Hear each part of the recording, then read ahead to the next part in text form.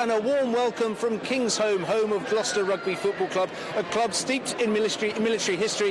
In fact, it wasn't that long ago that Dean Ryan was head coach here, served with the British Army, and of course Apo Satala, a famous back row for Army in Fiji, also used to play at this ground. Over there is the shed. Hopefully that'll be packed out for what should be an exciting fixture. This is the second instalment of our Inter-Services Rugby Championship, and today it's all about the Army and RAF. Helping me to navigate my way through everything that's happening on the pitch is Nick Bartlett, former Navy skipper. Nick, this is a great opportunity for players, and this is the first time that this fixture's been played on a Saturday.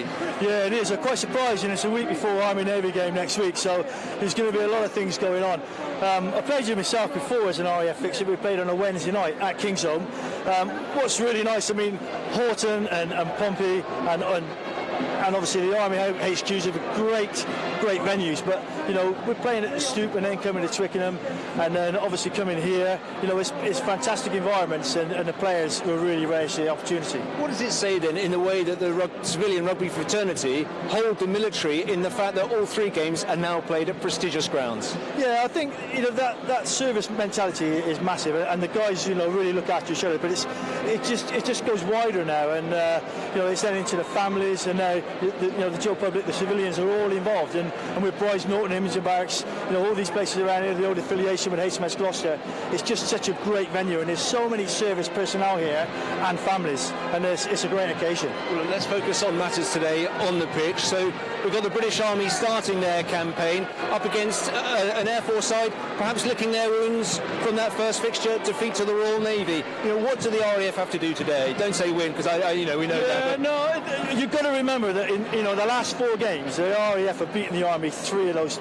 times. So, you know, the Army will be out for revenge. The RAF, obviously, after losing to the Navy boys, will be trying to put things right. But what the RAF side can't do is sit off this Army side, because if they sit off and let this Army side play early on, then they will just get into their stride, and it will be a higher game. Is it an advantage then that the Army come in now, you know, because the Air Force have already got one fixture out of the way, or do you think they'll be caught cold because they're not up to the speed and the intensity of Inter-Services Rugby? Yeah, it all depends on this fixture. You're going into next week, they would have had a game behind the belt within 7 days, and then they go straight into it.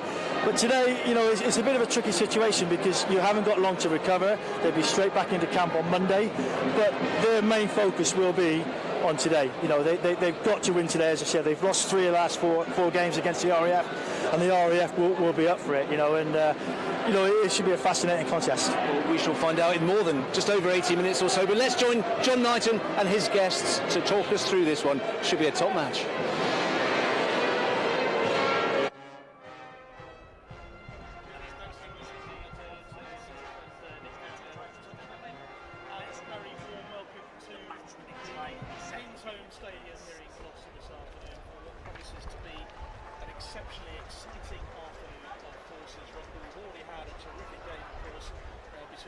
The RAF and the Army women, which ended in a historic victory for the RAF. We'll talk a little bit more about that a little later on if you weren't here to enjoy that with us. But joining me on the gantry this evening and this afternoon, it's a great pleasure to welcome 2 former coaches, respectively, for the Army and the Royal Navy, who've locked horns on many occasions, but they're here very much in a neutral capacity for us this afternoon. Andy Sanger, former Army coach, now with Harlequins, and Owen Salmon as well, former Royal Navy head coach. Gentlemen, thanks indeed for joining us today. And we are baked in sunshine here, of course.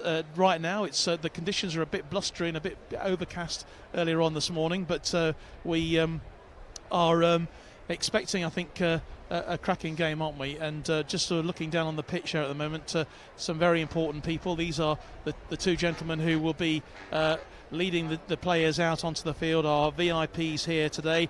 Air Chief Marshal Sir Stephen Hillier, the Chief of the Defence Staff, and Lieutenant General Sir John Lorimer, the President of the Army Rugby Football Union, with Andy Moore as well from Holt's, the sponsors. But gentlemen, great occasion, and suddenly, you know, this is Inter-Services Rugby at its best, isn't it? All 3 teams all buying together. Yeah, absolutely. I was just chatting to Owen there. You know, it's a great occasion. You know, great that we can get down to Kingsholm for the game.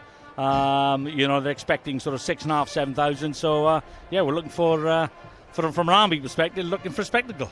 Oh, and as far as obviously the Navy had a terrific win over the RAF 3 weeks ago, the RAF will be really keen to bounce back, won't they? It's their centenary season in terms of RAF rugby. So what are you expecting from them this afternoon? Well, they've got to have a really good comeback from the disappointment against the Navy. Looking at the sides out there, they've got some really good experience with obviously Josh McNally at second row and Rory Wood back in at scrum half, and looking for those leaders to drive the RAF forward. Let's bring the hopefully the teams up onto the list so that we can actually see the teams. We'll start maybe with the Army team. Obviously they're the home team this afternoon, and just looking down their lineup today, very, very strong, aren't they, in the forwards again? But experience might count for everything today. Yeah, I think the Army pack, there's a couple of standouts. Being in the second row, recently signed for Northampton Saints. He's expecting a good game today, and it'll be a great clash against McNally. And I think the Bolladau in the back row has been back to the form of that he was 3-4 years ago. I think he'll be a danger in the pack for the Army as well. What's your thoughts on the Army team there, Owen? Because obviously Jack Prasad, we just sort of his name up there on the list as well. 36 years old, playing at number 10 today. He could be an absolute key player for the Army. Yeah, certainly was a thorn in the Navy side a few years ago, and be really interesting to see how he goes at 36 years old now. I'm sure he's still got that pace off the mark and that little hitch kick. He'll be very, very dangerous today, I'm sure. Let's take a look at the RAF team then, as we said. Hoping to bounce back after the 25-10 disappointment against the Navy 3 weeks ago, on paper, they've got a fantastic forward line, haven't they? I mean, Manning and McNally and Philpott there. They should really be, right up there, shouldn't they? Yeah, I think there'll be a real contest up front, as well as the guys you just mentioned. Rob Bell, is an out-and-out 7, and will be difficult for the Army to contain. Interesting that they've moved Dan Johnson from 6 to 8. Whether that's a tactical or an injury, we're a little bit unsure. But he's a good player as well. So yeah, the battle up front should be interesting. And also in terms of kicking duties today, well, of course, the RAF sadly lacking Andy Byrne, who was injured in the game against the Navy. So coming in for them is Corporal Luke Riddell, just winning his 4th cap today for the RAF, playing at fly half. Going to be a big day for him, isn't it? Yeah, I'm certainly looking forward to seeing him play. He played 12 against the Navy 3 weeks ago. He's touted as being quite a skillful individual player, and with Sam Morby alongside him, who's played for Oxford University, they should be a good combination today. They should. I mean, good crowd here building. I know 6,000 tickets have been sold here at Kingsholm, which is great, and it's also good to see that the shed on the far side of the field is going to have quite a big presence. That generates a huge atmosphere here at Kingsholm, doesn't it? Yeah, it does. I mean, the shed traditionally one of the in Gloucester, the hotbeds of rugby. They'll be vocal and hopefully getting stuck into both sides to add to the occasion. They will indeed. The band of the parachute regiment standing by, obviously, to do the national anthem for us as the players now take to the field. The RAF in their traditional all sky blue, the Army marching out purposefully in their red and white. Great that this occasion has come to Kingsholm. Obviously in the past the RAF have played their home games at Holton. The away matches have always sort of varied between obviously Aldershot and Portsmouth, but bringing it to a Premiership stage like this is really taking the in-services forward, isn't it? Yeah, I think it raises the profile, which is huge. As we know, the Army Navy at Twickenham has grown and grown over the years, and this is where they used to play the traditional games for the RAF, and now playing at the Stoop and at Kingsholm. I think it's really, really important for all the forces sides to get their recognition. And how important will the officials be today? Well, hopefully not too important, and they don't interject. It was interesting. I looked at one of the stats in the last 3 years. The penalty count has been 51-11 against the Army. So let's hope that it's a low penalty count for both sides, and the officials have sort of no impact at all on the game. I know the RAF are really, really hurting after that defeat against the Navy 3 weeks ago. I think it's taken them a long time to get it out of the system. Obviously they have done now. They've had 3 weeks. Do you think that 3 weeks is long enough in a way to really make that difference, to really maybe put all the bits aside, the worries, the doubts maybe that might have crept in against the Navy? Yeah, I think so. What they'd have done is they'd have looked at the areas where they were weak and then drawn a line under the game and moved on. It's all about them and their preparation now. They wouldn't worry too much about what happened in the Navy game, and they would have been building and focusing on this game really. Army Captain Jamie Miller now just about to introduce to our VIPs today, Air Chief Marshal Sir Stephen Hillier, Chief of the Air Staff, and Lieutenant General Sir John Lorimer, President of the Army Rugby Football Union, and Andy Moore as well from the sponsors Holtz today. And isn't it fantastic? You've got the Chief of the Air Staff here supporting his team, and you've got General Sir John Lorimer supporting the Army as well. Fantastic to have that sort of level of interest. Yeah, absolutely. It's a great day out for the senior officers as well as the fans. So good all round. But I know from an Army perspective, and I'm sure the RAF as well. General Lorimer is hugely invested in the sport, and I'm sure the RAF president exactly the same. Just while this presentation is happening before the national anthem and obviously the all-important kick-off, let's just reflect maybe on the match we saw a bit earlier. And if you weren't with us earlier on here on Forces Network, then you missed an absolute cracker and a great bit of history, because the Royal Air Force have finally beaten the Army in the inter-services level. They won by 23 points to 14 here. It was a fantastic performance from the women in light blue, with Rhiannon Walton, Amy Cockayne, Lucy Knight and Kate Edwards scoring their tries. Chelsea Sneed and Lou Dodd getting the replies for the Army in the second half. But it was an outstanding performance from the Royal Air Force. Yeah, absolutely. The quality of both teams, actually, it's it's a sort of Tyrrell 15's Premiership standard. I saw a tweet this morning from Giselle Mader, the Wasps are on. I think they had 8 players from Wasps on the field today, and the quality of the rugby was excellent. And I think credit to the RAF and their coaching and management team, a masterstroke to put Amy at 10, because she really controlled the game and sort of bossed it around for the RAF. Most definitely, and Owen, I think you were stood up here with me watching the women's game a bit earlier on from up here, and you could see really how, particularly in the first half, they absolutely dominated the match. Yeah, it was really, really good to watch. The RAF were very, very well drilled. Their set piece, scrummage and lineouts were excellent. They controlled the game, the tempo of the game, and the territory. And I think for the first half, the Army rarely broke out of their own half. And when the ball needs to go wide, they distributed the ball really, really well. And it was a pleasure to watch. I should also mention as well the seniors game, or the masters game. It ended 33-24 to the Army against the RAF. Earlier on, that game was played over at Innsworth. Time now, though, for the national anthems.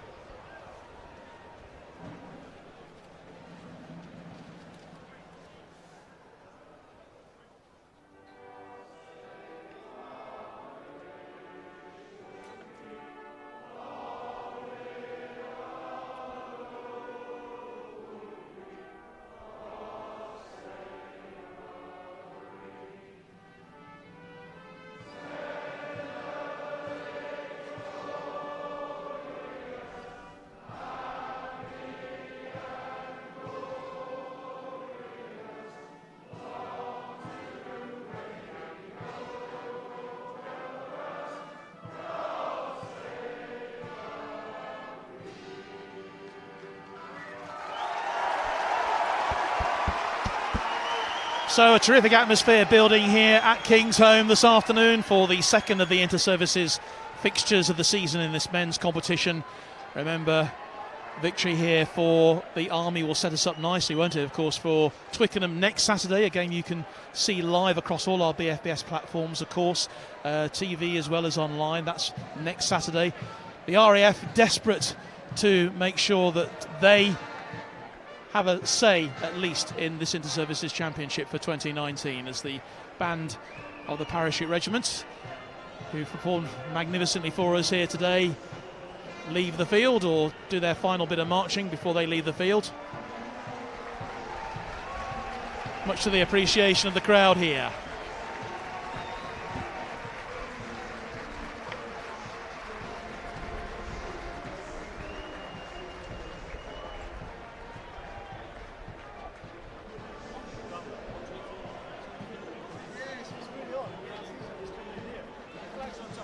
So Jack Prasad presiding over the kick-off here.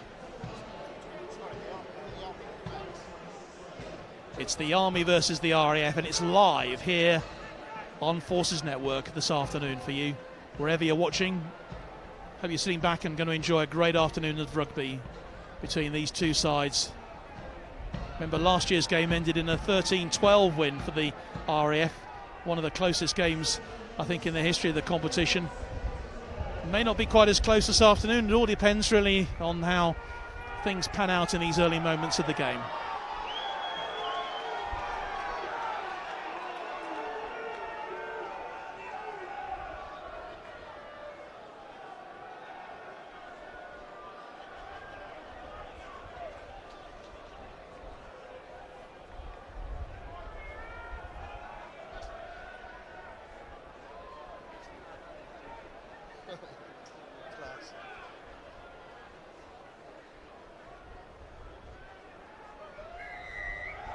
And away we go. And straight away, Josh McNally into the action.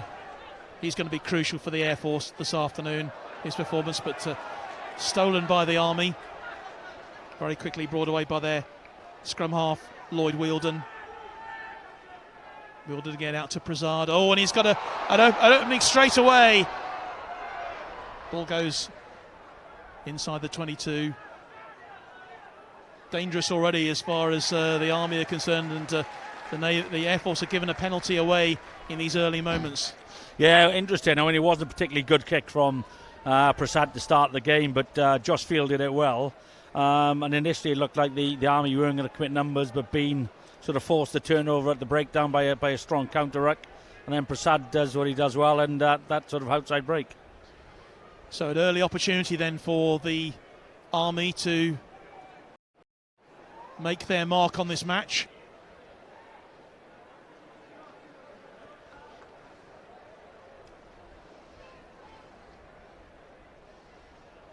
And it's going to be Ratu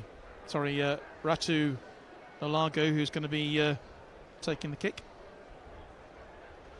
Beg your pardon, it's going to be Jonah, isn't it? Yeah, I think it's David Tanivalu who is stepping up there to take the kick. He's not usually a regular kicker, so it'll be interesting how this goes.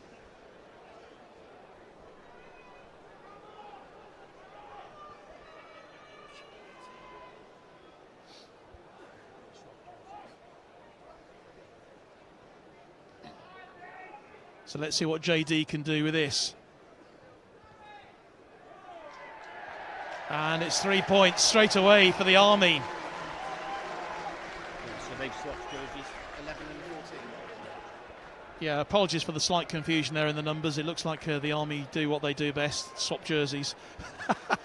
It's the Fijians being classic for JZ. JD and Steven Alagu would have had a little pack to change jerseys, no doubt. Yeah, much to the delight of the commentary team here. But 3-0 to the Army. Just 2 minutes played here, and it's the sort of start that the Army would have been delighted about, but clearly from the Light Blues point of view, definitely not. Let's see what they can do to get back into the game early doors. The Army already showing their grit.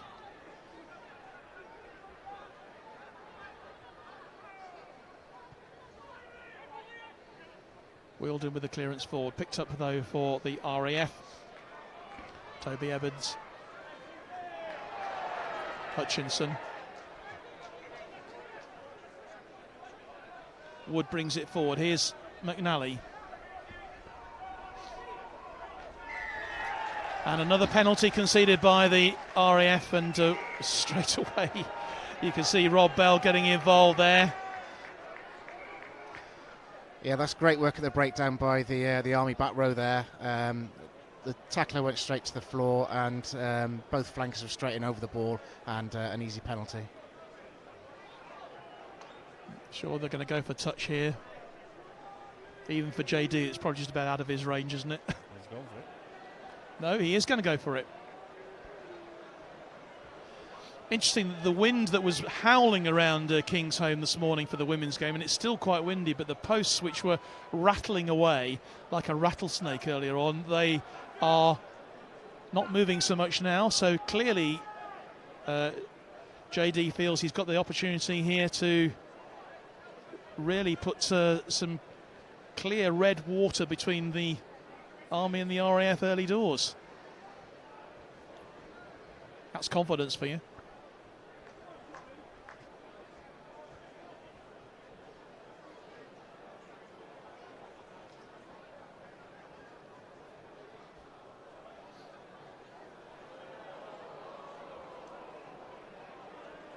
Maybe the wind is swirling around a bit more on the pitch than we thought.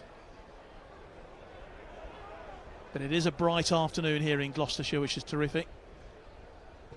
As he takes the kick and goes away to the right. So it remains 3-0 to the Army here. 4 minutes played in this inter-services clash.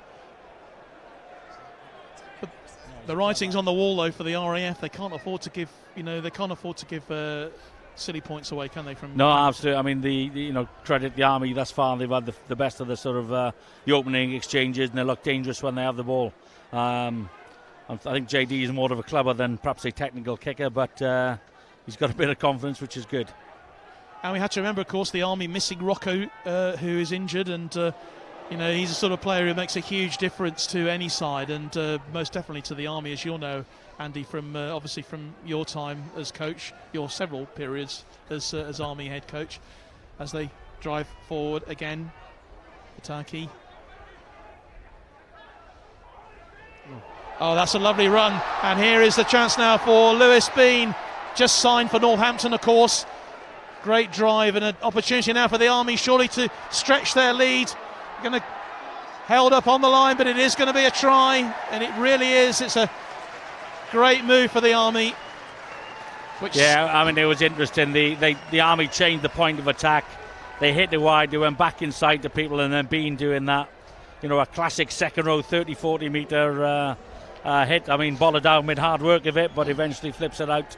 So I think Tooth scoring in the corner. It looks like him, doesn't it? Yeah. And Dan Tooth getting the try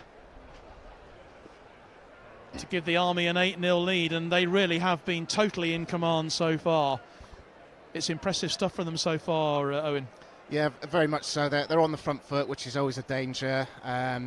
With Lewis Bean making that break, the RAF just didn't number up properly. Went straight through a huge gap, and when you've got the likes of Jack Prasad in the back line with front foot ball, it's very difficult to stop. This could be a difficult afternoon for the Air Force. Made no impact really at all so far in the Army half of the field, and already the Army could stretch their lead into double figures here as JD takes the conversion attempt, which goes wide, and it remains 8-0. 7 minutes played here at Kingsholm, if you're just joining us, live on the Forces Network this afternoon. And a brilliant start for the Army in this inter-services match. I mean, really, every time they've got into the 22, they've looked, they looked dangerous, and they've come away with points. Obviously, watching this from your Royal Navy, from the Royal Navy perspective, Owen, I'm sure there's going to be a few people in the crowd here from the Navy watching this today. Wonder what they'll be making of it so far. Yeah, very much so. It's still the opening exchanges, but the Army are getting over that gain line, and the RAF are getting quite narrow in defence, committing to that breakdown a little bit too much at the moment, and the Army are getting some good go-forward ball, which is very difficult to try and defend against. I mean, Lewis Bean already, he's making an incredible impact, isn't he, already on this match? The way he drove forward for the first of the Army tries, and I talked about the wind earlier, and you just saw the wind then really pick that ball up. So this is not the day for kicking, is it? No, absolutely. I mean, up in this sort of elevated position, you don't really see it, but there's clearly a strong wind against the Army, and Prasad's kicking is generally not the best anyway, so best keep the ball in hand. But it is another penalty to the Army, and this time it'll be Junior Bullamacow who kicked that over the shed. Another lost ball.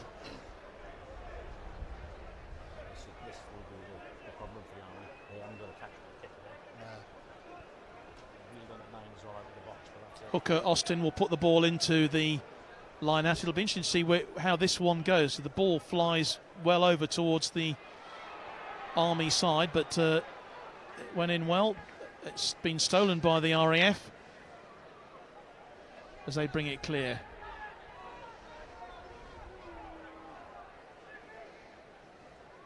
Rob Bell getting involved there again.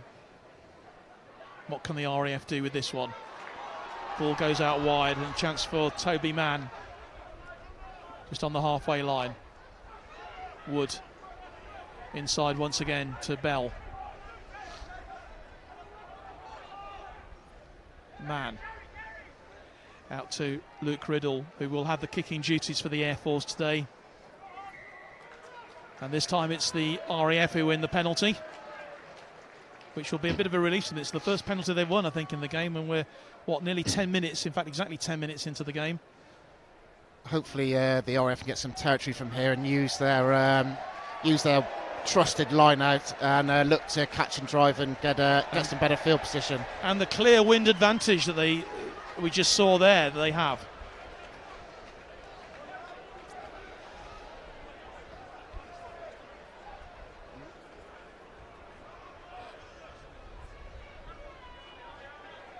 Philpott then with the put in, but it's the Army who've won it, and that's always the danger. The ball is going to veer across to the right hand side from the line out, isn't it? To be fair to the RAF, I mean, that was a great steal off being there. He got up early up at the front.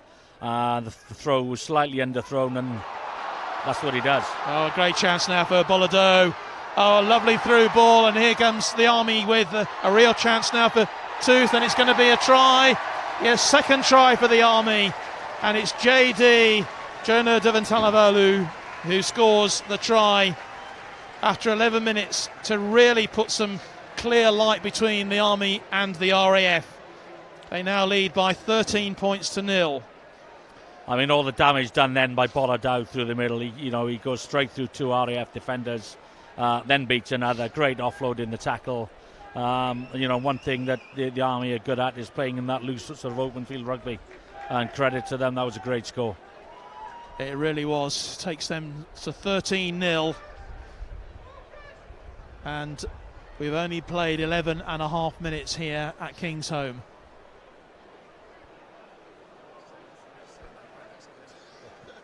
Beanie got it well, to be fair. Yeah. You mentioned Lewis Boone getting out jumped in the line out. That's quite a remarkable occurrence as well. Well, yeah, I mean, he had one stolen earlier, but then he's taken one back. So it's 1-1 in the line out at the moment. But line outs don't count. What counts is what's on the board. And the Army have a chance to further increase their lead here. This time Jack Prasad is going to do the duties, holding the ball in position.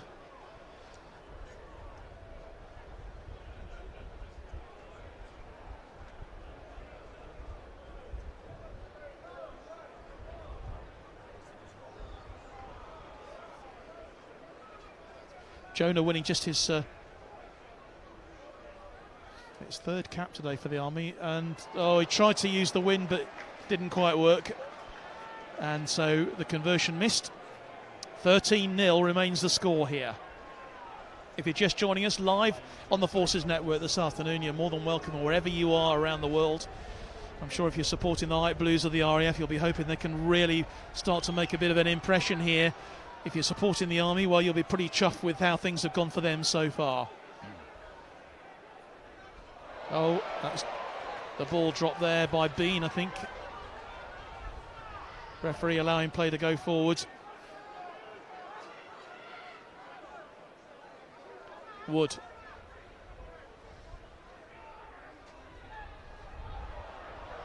But the Army holding line on their 22. What can Bell do? Runs into a couple of Fijian brick walls, but he will win the penalty for the RAF. So I just wonder whether they'll be tempted to have at least go for goal and at least get something on the board. Yeah, I think they will. I mean, they've Siva on the right wing as we look at it, he's come in and he's just caught him slightly high, and the ref's given a penalty for high tackle. RAF just need to settle the game a bit, take a bit of steam out of it and get ideally for them get 3 points on the board. Well, this is an important moment, of course, for Luke Riddle, who has come in, as we said, on kicking duties today, stepping in for Andy Byrne. I was talking to Andy just before the game started, and obviously he's gutted that he's not out there playing today, but hopeful of making a recovery from the shoulder injury that he sustained against the Navy 3 weeks ago. But again, this win's not going to make it easy for Riddle, as he attempts to get 3 points on the board for the Air Force.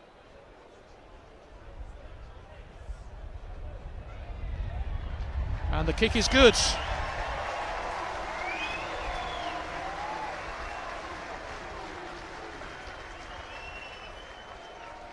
Almost a quarter of an hour played here at King's Home, and he'll be pleased about that. I mean, it's good for the Air Force, obviously, to get on the board, but good for Luke Riddle, because, who knows, there may be more opportunities later in the game that he needs to be able to take.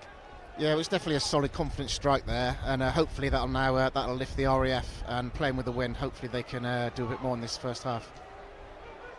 McNally goes up, but it's won by the Army. Stuart Cross winning that well. Fed out to Wielden. And driving forward is their captain, Jamie Miller. Wielden again. Out to Prasad. Oh, this is nice on the Army. And it looks like they're going to go in for another try. Yes, it's too easy. The swallow dive says it all. And again, pretty basic brilliant rugby, to be fair, and the RAF will be disappointed. Jamie Miller, great leg drive in the tackle, makes sort of 6-7 metres. Lloyd Wielden, lovely surface off the base, and you just can't give Junior Bull-McCowan any space, because he will exploit you. Yeah, definitely. He's definitely an experienced player, but it all comes down back to the basics, really. They couldn't secure the restart again with the great leg drive, and then scored off in the corner. And one has to say, this is all going horribly wrong for the Royal Air Force. Yeah, no, to concede 3 tries within the first 20 minutes of the game. Yeah, absolutely. It's, stating the obvious, it's not what they wanted, but actually they've been sort of, architected their own downfall, to be fair. It's missed tackles, it's allowing the Army quick possession, and if you do that, they will exploit you, as they're showing. 18-3. The Reds marching on here towards Twickenham next Saturday.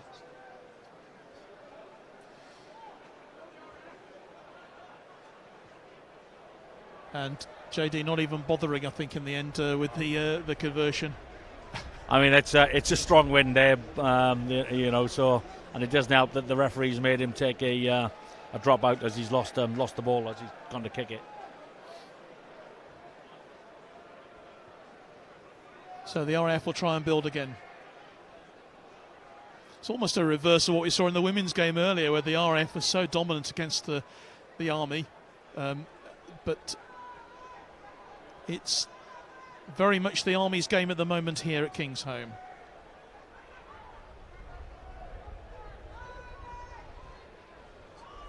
Wielden with the ball. See, the wind brings it forward. Here's Wood. Senses an opening. In fact, it was their fullback Toby Evans, I should say. Wood drops it, and that'll be a knock on, and it'll be the referee's going to allow play to go forward. Army have it. Wielden. And here's Jack Prasad, and he's again going wide, and it's going to be another opportunity for Junior, but he's in. No, it was a flag in touch. I think there was a referee said his foot was in touch, and so is that going to count? No, it isn't. I think foot in touch. I mean, it's a bit of a wasted opportunity there. Mind you, if you're going to get knocked into touch as a winger, it's in the act of trying to score. So, but Nailagu will be disappointed. Again, it comes from another RAF turnover at the breakdown, and at the moment, it's really hurting them.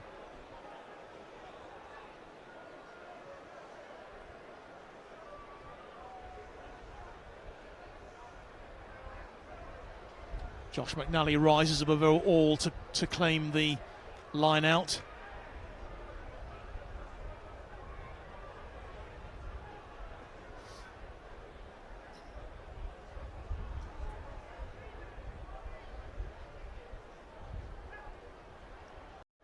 And the Air Force do have it. Try and clear the line. That's a good clearance there by Riddle. Relieves the pressure for now.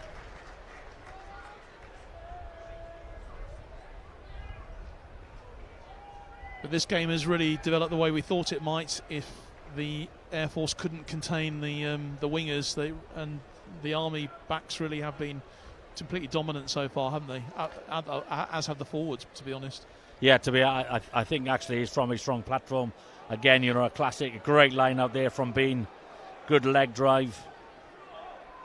And if they get quick ball, which it looks like, then they look dangerous. Prasad. Oh, yes. It's going to be another try, and this time it's Dan Tooth over for his second try. We are halfway through this first half, and the Army are now leading by 23 points to 3. Again, that was a great line out from the Army there. Took the ball forward, and it was just the first up missed tackles, which have to be made at this level. And under the post, this is a guaranteed extra 2 points really for the Army, and it has just all gone hopelessly wrong for the boys in light blue. Really has. Conversion goes over. 25-3 the score at this halfway stage in this inter-services game. So the Army in 20 minutes have done what the Navy did in 80, and that's scored 25 points against the Air Force. Yeah, you know, we've touched on it. It's going to be a long old day for the RAF until they start, you know, making their first up tackles, being a bit more committed in the contact area, because they're giving the Army an armchair ride, and that's a dangerous thing to do. But it really is. And the Army will be utterly relentless in the way they pursue this game now, with such a really good level to build from. They could really start playing the champagne rugby in a few minutes. But the RAF have won another penalty. There's a bit of fisticuffs going on down there. Surprisingly enough, Rob Bell is involved. Generally, when there's a little bit of niggle off the ball, he's the closest to it, and he does what he does very well, and tries to disrupt the opposition. Interesting that Riddle's gone for the kick into touch from that penalty rather than going for goal. But at this stage, penalties are not really enough, are they? Even at this stage in the game, the RAF desperately need a try. No, definitely. I think they've just got to get a foothold in the game, and like I've said before, their line-out's usually their go-to and their line-out drive, so hopefully we can see something more from the RAF. But that line-out ends up in red hands with Jack Prasad, who's really been an absolute master so far. He's been the magician in the middle there in the centre for the Army as they win a penalty.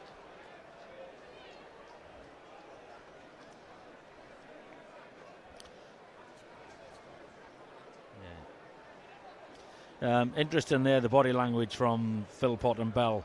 You know, you can see they're starting to get frustrated, a little bit agitated with the ref, and that kind of negative sort of language and that negative chat can spread, and it isn't going to help the RAF cause at all. It's interesting as well how quiet Josh McNally has been so far as well, and that's maybe because the Army haven't allowed him to get into the game.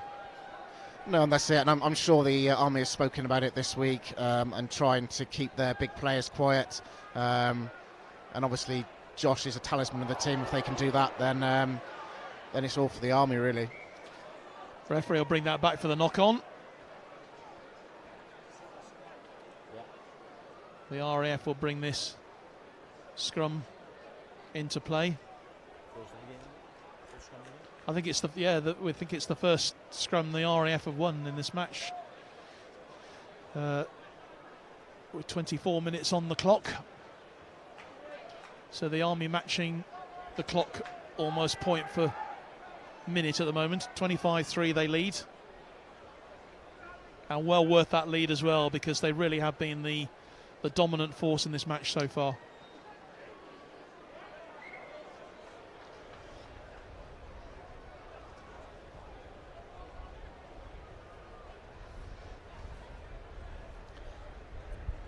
Over the last few years, this has been, one of the sort of hotly contested areas of the game. But I think the Army front row fancy it this year. They've got a fair amount of experience there. When with the added weight of Beanie and Parkin in the second row, I think they're hoping to probably get a bit of ascendancy in this area.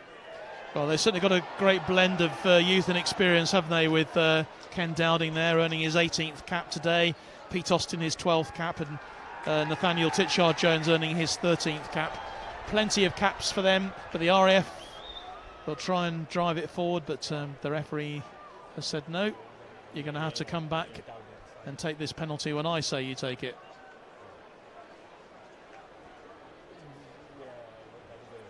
At this stage, Owen, do you see any way back for the Air Force, the way things are going? I mean, things can change in games, obviously. Is there any way back for the, even at this early stage? I mean, we're only, a quarter of the way into the match. Yeah, there's always a way back in.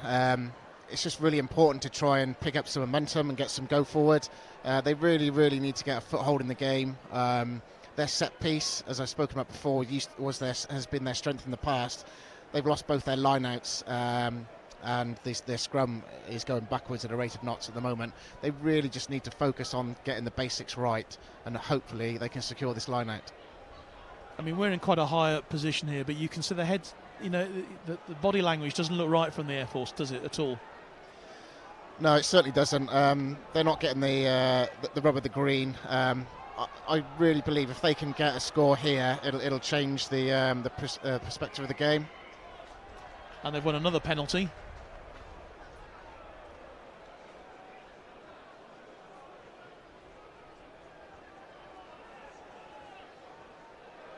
And once again going for touch to get themselves right up with a chance to at least get something. If they can get a try before half time, that'll help them a little bit. But the Army hold all the aces in the pack at the moment. Philpott with the put in to the line out. Won by McNally. Bell has it. In the maul. Driving forward. It's a great drive forward for the Air Force. Their best bit of play so far in the match. Can they get something out of it? This is what the RAF have done so well over the last few years. They've created opportunities and scored from these sort of situations. And they're getting very close to the line.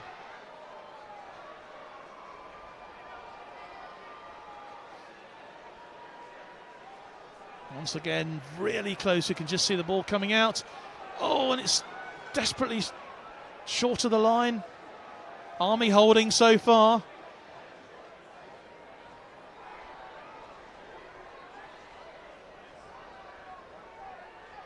And are they over? No, not just yet. These are crucial moments for the Air Force in this match. And they've won another penalty. The Army have got to be really careful here now. That's a couple of penalties they've given away close to their line, and the next one may result in a yellow card. Or even a penalty try, I guess, as well, if the referee deems it.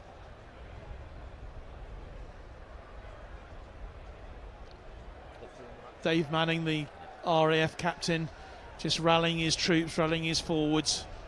What can we do here? What can they do here? It's this sort of possession that you need to get something out of, don't you? Yeah, I mean, if the RAF, don't come away from points here, that'll be a second now. But so far they look reasonably organised in their pick and drive. Credit to the Army, they've held it out thus far. But I think that's 3 penalties on the bounce, so they just need to be careful. I think one more, and the ref might be looking at his yellow card. Well, nearly half an hour of real time played. Obviously, the timekeepers stopped the clock, so we're only giving you approximate time. So we are nearly half an hour into this match. If you're just joining us on Forces Network this afternoon, it's belonged to the Army so far. They lead by 25 points to 3.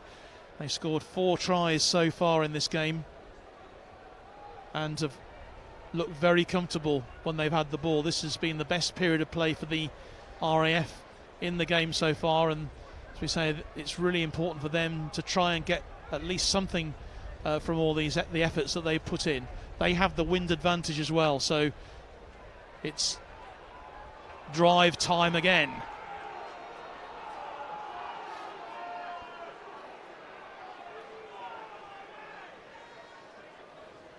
Getting encouraged by the supporters here.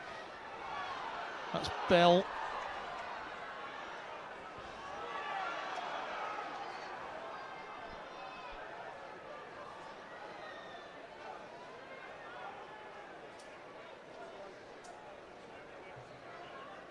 Drive forward from Matt Harris. Bell.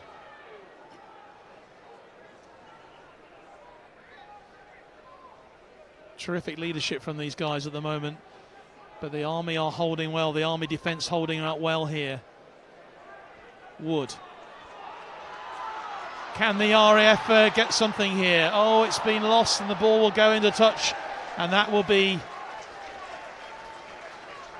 almost a moral victory for the Army there. Yeah, I'm actually surprised that the RAF tried to ship it out. Actually, the numbers in the back line were what I think, sort of numbered off nicely, and, arguably in the favour of the Army. So they perhaps should have just kept it in there tight and maybe, either nicked another penalty or best case scenario, get a try. Is it rather panic mode? Yeah, maybe I think it was. The Army's defence was very good close in. The RAF pick and go game is good. It's how they scored against the Navy a few weeks ago.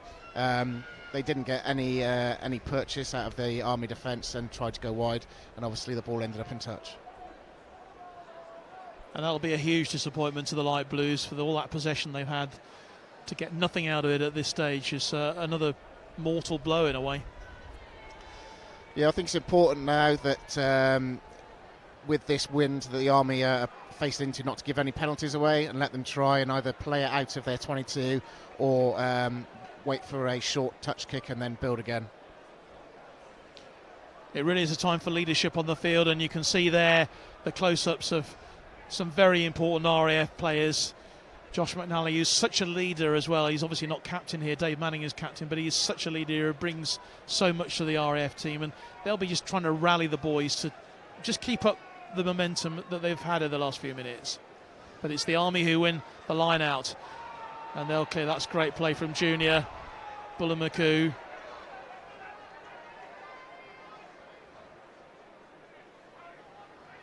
Army drive it forward again. Bolado.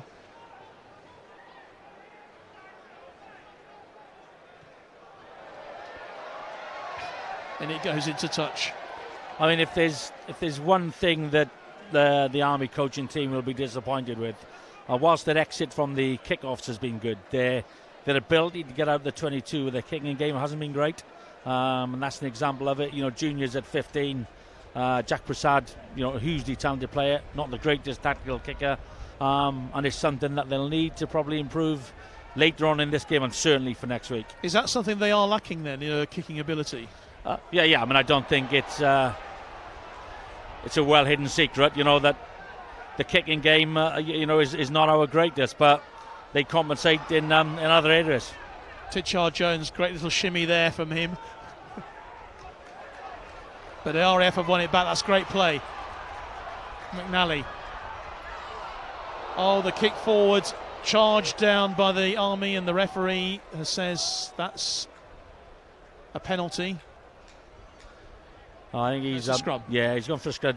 A knock on both sides. So I think it's going to be an Army scrum. Yeah, but as you were saying before, that phase of play, the ability to get out of their own half from a kicking game is not great, and they'll rely on the pace and the guile of the midfield and the halfbacks, which is there in plenty of abundance.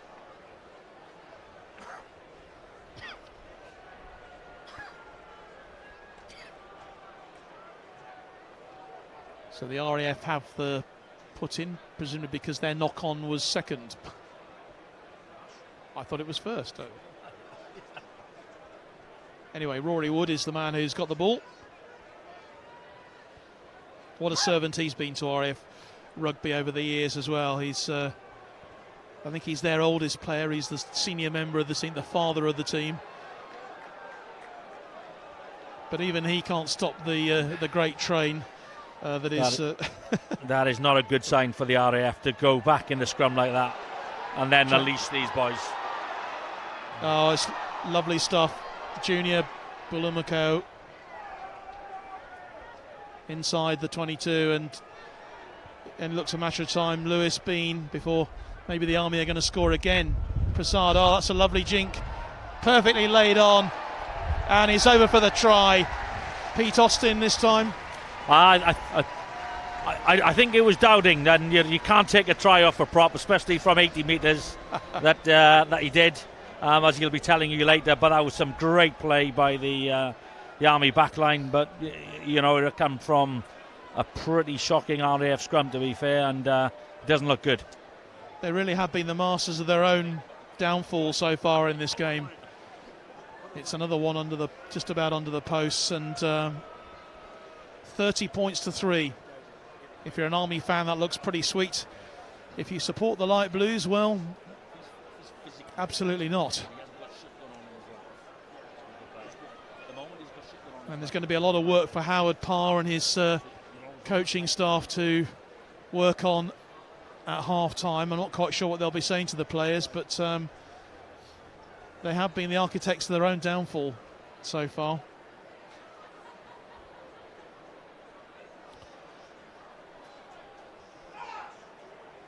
As Dave, as he's known, takes the conversion, and it's wide. So it remains 30 points to 3 in favour of the team in red here.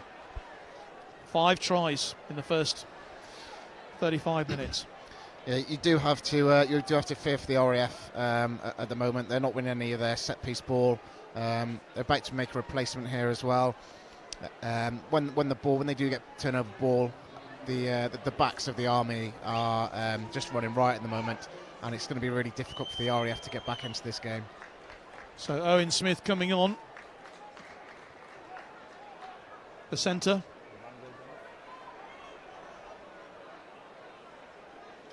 And he's replaced Sam Randall.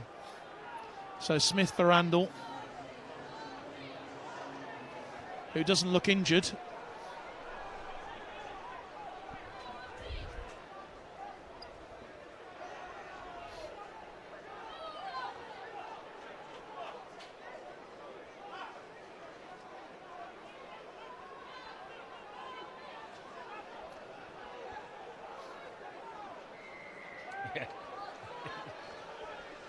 Josh McNally was definitely off his feet there, but even though he will protest, but the fact that he was horizontal on the floor probably gives it away.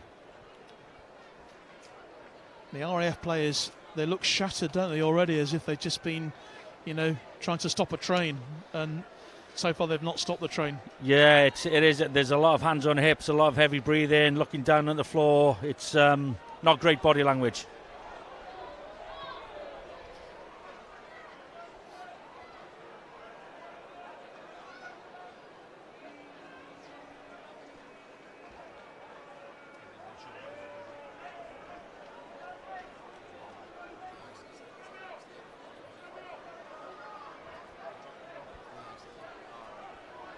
Austin with the line out then for the Army. Brilliantly collected by Bean. And they set them all up, and Austin again inside the 22. It just seems that the Army, every time they go forward, they look like they're going to score. A penalty conceded by Rob Bell.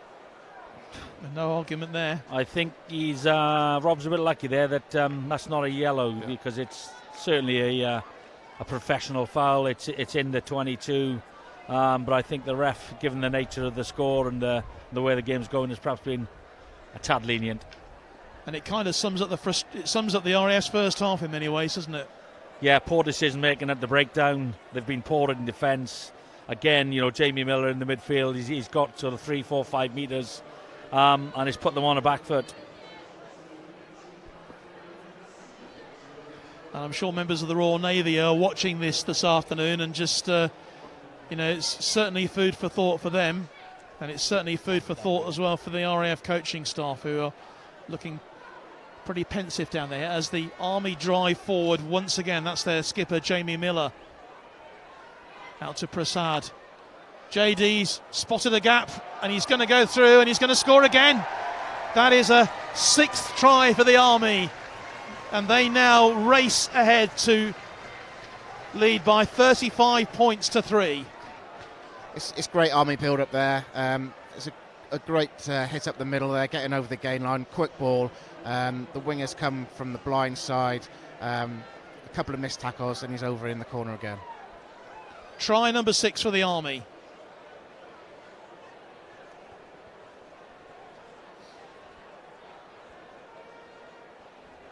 Well, Andy, of course, you were Army head coach this time last year, and what you'd have given for a few of these tries in the game at Halton this time last year. Yeah, absolutely. I mean, and the Army, they've been absolutely clinical.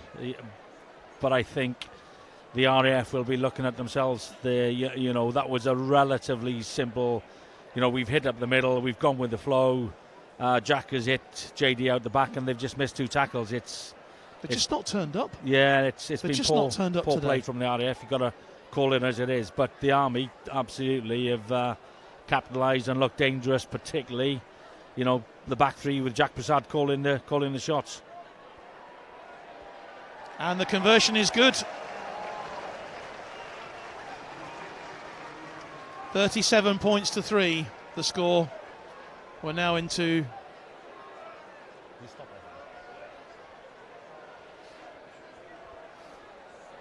towards the end of this first half here. My stopwatch makes it 40 minutes. And surely that was dropped, wasn't it, by Bolado? It'll come back for the scrum. I mean, the Army have done an individual error there, but actually it was a poor RAF kick. It's not really. If you're going to kick long, let's kick long and let's get a hard chase, because you can't compete there. It's just landed inside the 22, not much height on it. Bollock catches that, and he's got a 15-metre run up, which you don't want Bollock out running at you from 15 metres. Absolutely not. Wood with the put in. But look how the Army have turned it around, and they're the ones who've won the penalty. Yeah, they're absolutely dominating the scrummage at the moment. The RAF did really well against the Navy in the scrummages, so that'll be interesting to see what happens next week at Twickenham. It's interesting, isn't it, how all thoughts are turning towards Twickenham even at this stage in the match here, which is a real shame as far as the Air Force are concerned, because I know how desperate they were to improve on things after the defeats by the Navy 3 weeks ago. And I did say to you earlier on, before we kicked off, how much will that defeat have hurt them? I think it's hurt them a lot more than maybe we thought it had done. Yeah, it's certainly looking that way. I know they had a couple of injuries from that Navy game as well. Obviously to their key player at outside half. They've had a massive rejig of the back line as well, and at the moment they're not gelling at all. But it's all power to the Army's elbow. They have been absolutely clinical. They're almost as been as clinical as the Navy were at the Stoop 3 weeks ago. But the referee has said that is half time.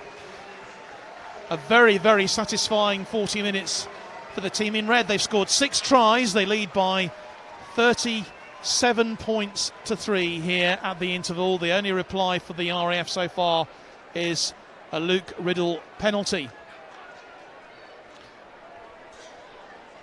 So, gentlemen, I think we've kind of already summed up that first half, but just for your thoughts, really, as the players are going in at half-time. Very different team talks from the respective coaches at the interval. Yeah, I think from an Army perspective, and I'll leave the RAF to Owen, I mean, I think in every facet of play they've dominated. the only observation that I'll have, and I'm sure their coaching team is that their tactical kicking game, but they have absolutely destroyed the RAF in the first half, both physically in the set piece. Line out, arguably they've got the nudge there as well, so it's not good signs for the RAF. But if you are a fan of RAF rugby, then it's not all gloom and doom by any means, because out on the pitch now, assembling for their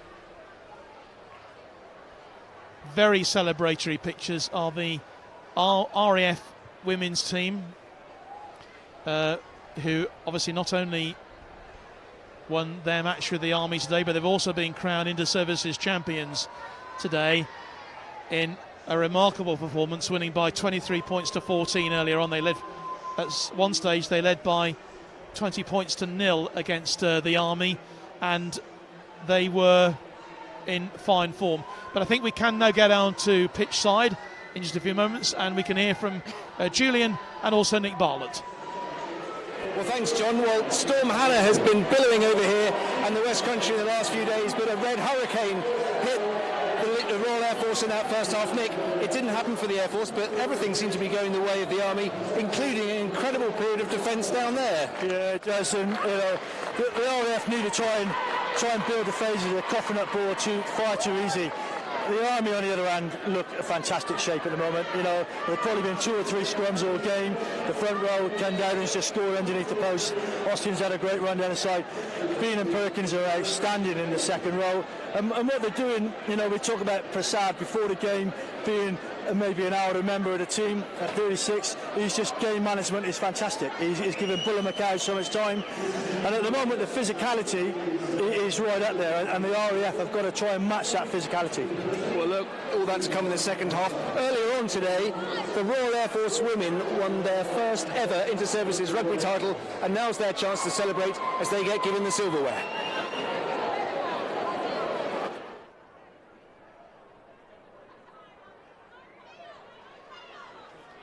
Well,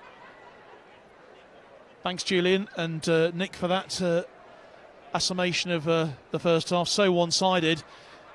But let's just focus then, shall we, on the celebrations for the RAF. A truly historic day for RAF women's rugby, as they have won the Inter-Services Championship for the first time. The Army, a very proud 20-year unbeaten record, of 100% record, has finally gone, losing by 23 points to 14. Tries earlier on, 4 tries for the RAF. We can see the team there waiting to receive the Inter-Services trophy this afternoon. It was a terrific performance by every single one of those RAF players, and a stroke of genius from their head coach John Wilding to move Amy Cockayne from the hooker's position to number 10 to fly half, where she absolutely controlled the game. She scored one of the tries for the RAF, as they are now presenting her with the Player of the Match award. Quite rightly so. You could argue she's probably the number 1 hooker in world rugby at the moment, in women's rugby, but she showed her absolute class on the field in a very different position, as the RAF captain Chrissy Shigawa lifts that trophy for RAF women's rugby. And what a historic day it is for the sport in the forces. The RAF are Inter-Services women's champions, and they are absolutely delighted. I do remember talking to Amy, interviewing her before the England World Cup final last year in Northern Ireland, and we were talking off the interview, and she said to me, do you know what, this is obviously massively important, but what's in my mind is that I really do want the RAF to win the Inter-Services title. Well, they've finally done it. 2 years ago they showed that they were able to compete really for the first time against the Army. Last year they lost by 10 points to 0 at Halton in a really close tussle. This year they have come out and they have dominated the Army in a way that no other British Forces team has ever done, and they are hugely successful, and they richly deserve this title today. And Owen, you're still with me up in the gantry here, and you know what it's like, to have this sort of success. And, for the RAF women, absolutely richly deserved today.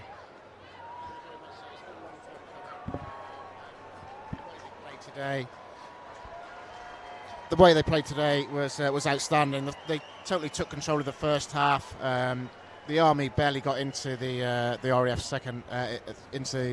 half, and it was only in the last 10 minutes that the Army actually put a few plays together. So it's richly deserved. They've worked hard over the last few years, and credit to them. And a sign of great sportsmanship that the Army women's team have come out onto the pitch to be the first to applaud their winners, their victors today. And for me, I think that shows the sporting nature there. Obviously, some of the girls there have won their first caps today, and they'll lick their wounds. Of course, they've got the Navy to face next Friday in Portsmouth. And do you think it's going to make them even more determined to put the hammer down on the Dark Blues? Yeah, I'd imagine so. They'll be looking to come back from this disappointing loss for them today. I know the Navy girls have been working hard since their defeat to the RAF, and certainly up in Guildford, they played really, really well. So next Friday should be a good spectacle. It really should. The RAF players now milking every single moment here of this fantastic performance today. The Army did come back into the game towards the end of the match. They got two quite late tries from Chelsea Sneed and also Lou Dodd, with Gemma Rowland converting them. But all the hard work really for the RAF was done in that first half. They led 15-0 at half-time and really could have had two other tries. They had a couple of tries disallowed, one of which probably shouldn't have been disallowed. If you were watching the coverage earlier on, you'll have probably picked that one up. But it was the way they just were maintained their relentless approach. And I think the thing for me as well that's really done it for the RAF this year has been their level of fitness, which has really been outstanding. I was watching them at training a couple of days ago at Henlow, and the fitness regime that they went through, it's something they know they've been working really, really hard on to get themselves up to the Army's level in terms of fitness, and they more than successfully did that. I'm particularly pleased for John Wilding, their head coach, who masterminded the performance. John has been associated with RAF rugby at all levels for a very, very long time, highly respected, and he's brought this RAF women's team through to achieve the level of success that they have. And there's been an awful lot of smiling faces going around here at Kingsholm today. They won't be smiling with the performance of the men so far, but at least this means that they've had something to really cheer today. And it's just great for inter-services rugby, I think, as well, that finally it's going to be one team no longer dominating, and hopefully it'll spur the Navy on as well, Owen, because they need to match that sort of level, don't they, of commitment and also of ability, and we've seen it in the men's game when the RAF were in the doldrum for so long. They suddenly made it a 3-horse race, and we're hoping maybe the Navy women can do the same. It was certainly, 5 or 6 years ago, it was totally dominated by the Army women, and the close game was between the Navy and the RAF. Now they've invested quite heavily in the RAF women's team, and they've got the fruits of their labour today. If that can happen to the same as it happened to the Navy, then hopefully this will be a good, even three-way competition. It's very much the RAF. I'm just thinking as well, we're only going back, 3 or 4 years maybe, that the Army were scoring 90 points on the RAF. That is an incredible turnaround in a very, very short space of time. And the celebration's still going on down in front of us in the main stand here. And, just sort of seeing the Army players have now left really the Air Force girls to their celebrations, which are absolutely deserved. Andy, I'll bring you back in if we may, just for your thoughts, because obviously Owen gave us his thoughts really from a Navy perspective, but the Army will be really hurting about that, won't they? What were you? The women's game. Yeah, sorry, yeah, absolutely. It's interesting just watching the women down there. Then they didn't look too disappointed, but they've probably had a bit of liquid refreshment to take some of the damage away. But yeah, it'll be the first time, I think it's in 21 years that they've not won an inter-service game, so they'll have to reflect and then take stock and come back stronger next year. There was a stage in the match where it looked as if they weren't even going to cross the the RAF line. So all credit to them for the way they did come back, and I'm sure that's something they can take from this game. But women's match, all won by the Air Force today. Of course, they dominated the Navy. They scored 67 points against the Navy 3 weeks ago. So absolutely worthy inter-services champions. But we're almost ready to start the second half here of the men's competition, and it'll be interesting to see how the RAF can react to the scoreline that they're up against. 37-3 the half-time score. The RAF will begin the second half very shortly.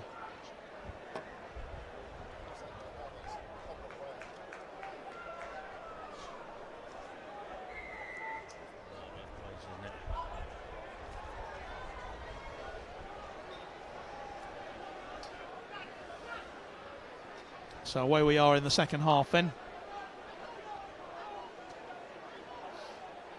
The Army will be keen, I'm sure, to dominate from the word go as they did in that first period. Oh, and the ball slips forward. That's Smith who loses out there for the RAF. Early scrum opportunity for the Army. That was some good phase play from the Army. They took the receipt well, a good drive, 2 carries, great box kick from Wealdon, and the RAF have made a change. I think he's come on at 8 in Tibbetts, and unfortunately his first involvement in the game is to drop the ball. Yeah, he won't be very happy with that.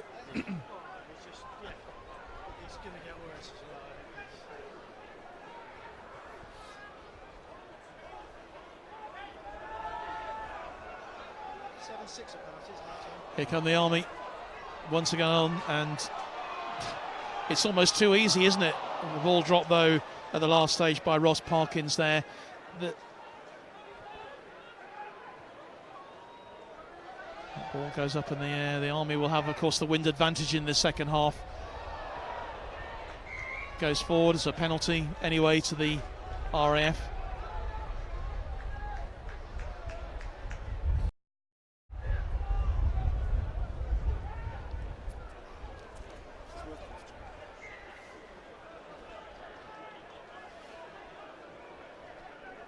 Your early thoughts, Owen, then on the first few moments of this second half. Are we in for the same as the first? It wasn't the best start for the RAF. Obviously, dropping that box kick, putting them under pressure instantly. But they managed to work their way out of the 22. It is going to be very difficult this half with this stiff breeze. So I think we'll see a lot more of those tap and goes and ball in hand for the RAF. Looks like the Army are lining up another change as well. It's Senatiki Nayalo from 7 Para RHA. He's just warming up now on the touchline. Yeah, I think Steve Cross is down there, and it'll be quite a simple change. Nayalo will come on, and I would think he'll either go straight to 7 or they'll switch Miller across from 6 to 7. And the RAF are having to make a change as well. They've got an injury.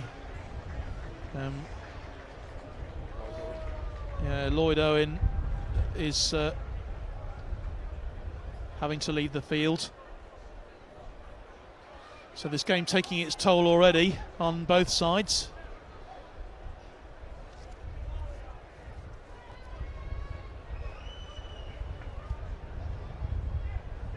But Riddle will take the penalty.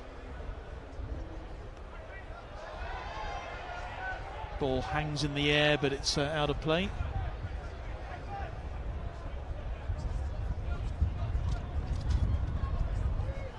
If anything, I think the wind is getting stronger here at Kingsholm. We had a bit of a lull in the gale we had earlier. So I think we can expect the ball to be on the ground. Picked up by McNally. If anyone's going to scrap his way through, it's going to be Josh McNally onto the halfway line.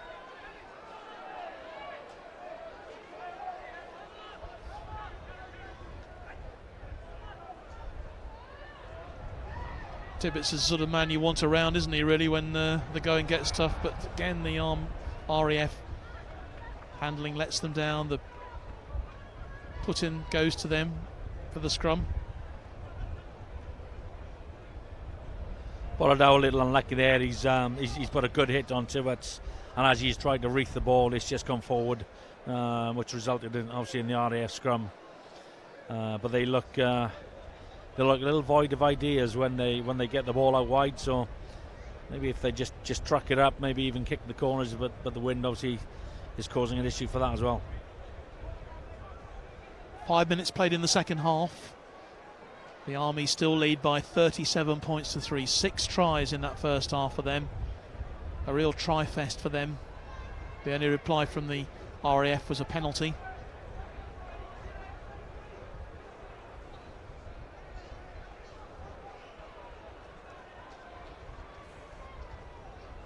Some nice handling though from the Air Force. That's some good play and a high tackle.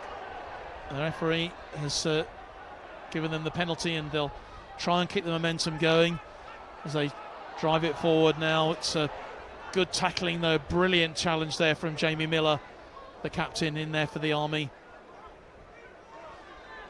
A real hit. Another penalty though conceded by the Army.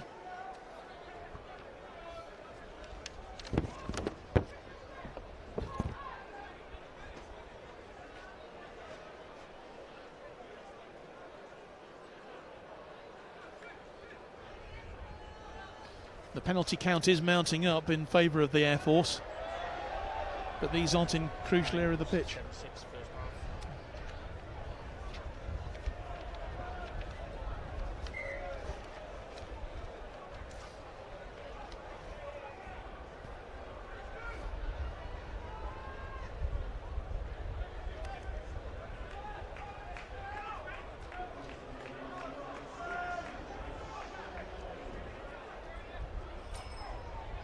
So the Army are forced to make a change.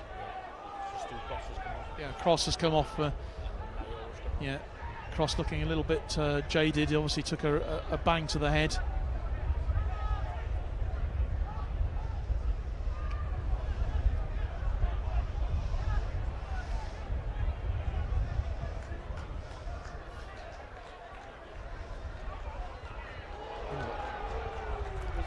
Looked like a high tackle to me, but the referee has brought it back for another penalty, and I'm afraid this was inevitable. This was going to happen, and it's Rob Bell who's mixed up in there. It's got out of hand now. Bell, who's been on a bit of a short fuse, hasn't he, throughout the game so far. The two teams squaring up. It was a high tackle though that caused that in the first place, and it'll be interesting to see what the referee does here. I think there could be a yellow card handed out here somewhere. Yeah, to be honest, I don't think it was a high tackle. I think Nyola just manhandled him and threw him around like a rag doll to the floor.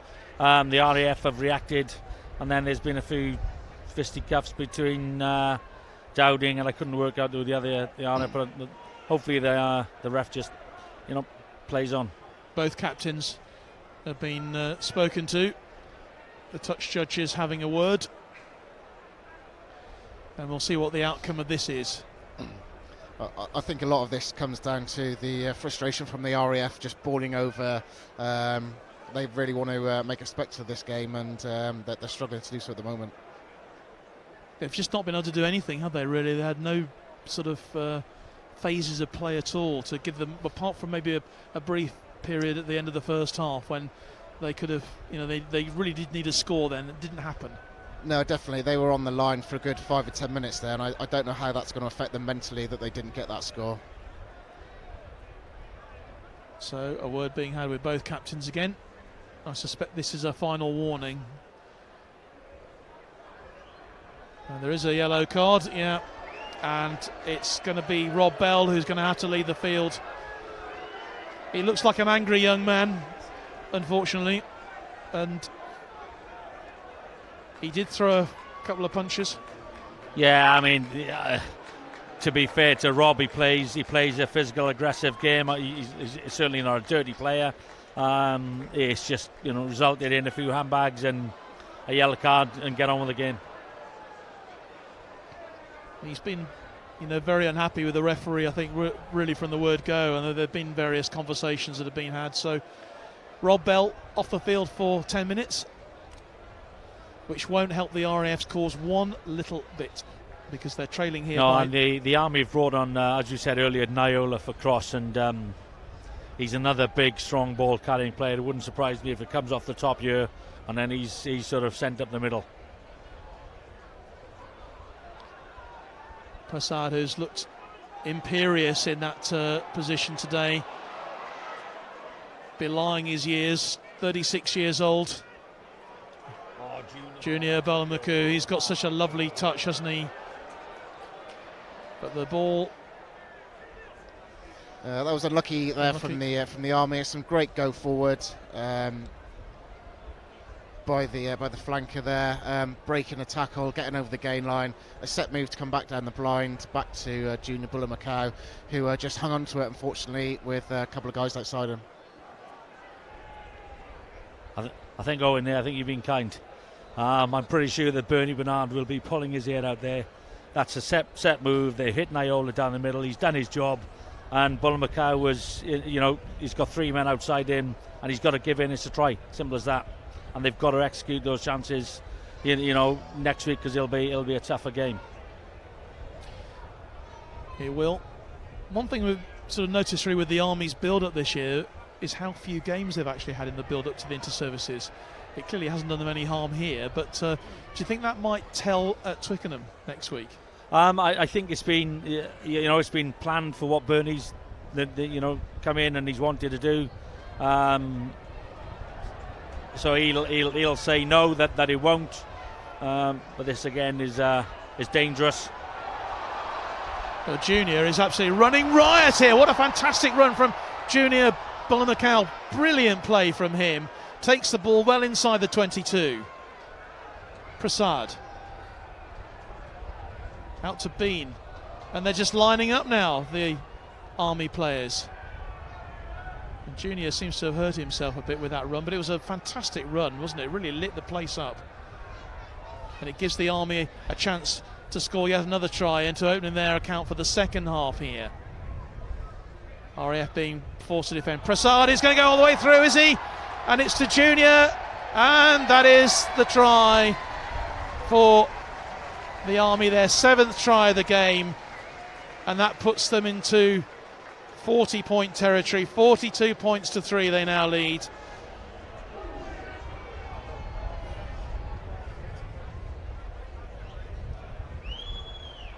Beautifully taken.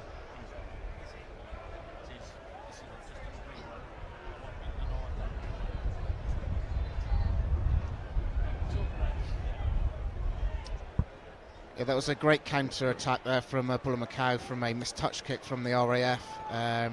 Spread the RAF left and right. Trademark hitch kick and show by Jack Prasad to put Niola over the try line. Yeah, and I think a couple of years ago he might not have passed that ball. If it was against the Navy, he'd have been under the posts. Yeah, I still have nightmares about that.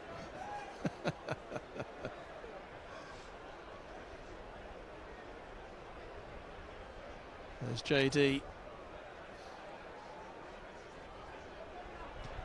Goes with the conversion. That's good.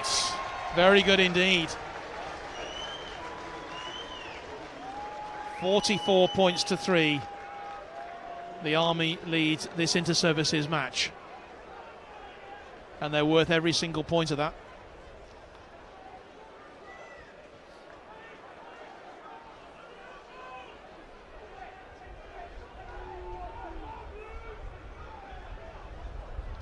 This is turning into a bit of a mauling, to be fair, for the RAF. A lot of conversations going on down there, pitch side in the RAF camp.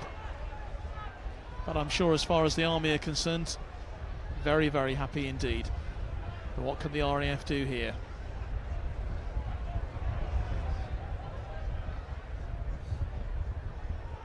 Nice work by McNally. And he'll pick it up again.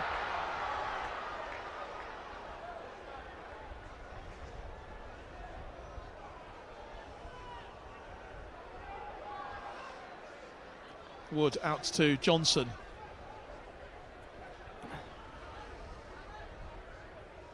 And Riddle.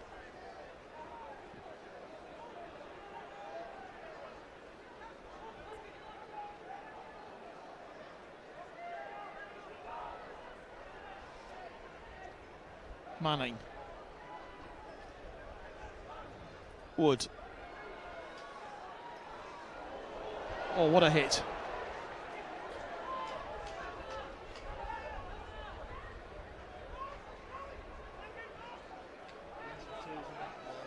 Yeah. Beans on that, yeah. I mean, that phase of play there just been symptomatic of how the RAF played. They've gone from left to right, gone back from the initial sort of break by Morby, and then they've had 4 or 5 phases. Army are not committing numbers to the RAF coming in at 1s and 2s, and this resulted in Bean turning it over. Almost playing into the Army's hands here, aren't they? There's not a lot that they don't know about. There's no surprise in this RAF performance today.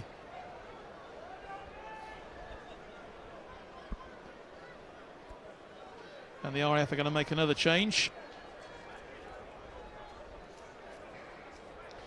It's Andy Stubbs coming on, the hooker.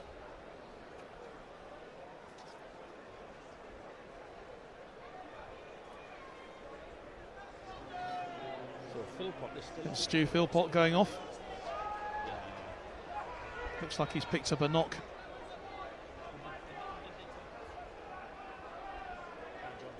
It's Johnson who's gone off, yeah.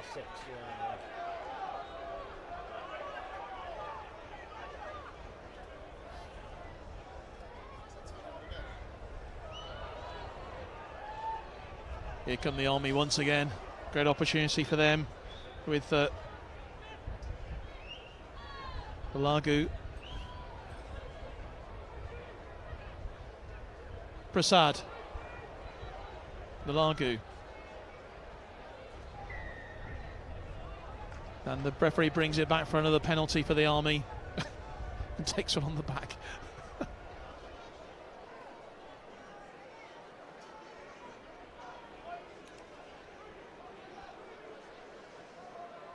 Approaching the hour mark here at Kingsholm, 57 minutes played in this inter-services match so far. The Army 44, the Royal Air Force 3. We haven't seen a one-sided game like this for such a long time in the inter-services competition, which will be a huge disappointment to RAF supporters watching around the world and those who are here at Kingsholm this afternoon. But let's take nothing away from the way the Army have approached this one. They've really been very professional in their approach to the game. And they have a chance now to add an 8th try.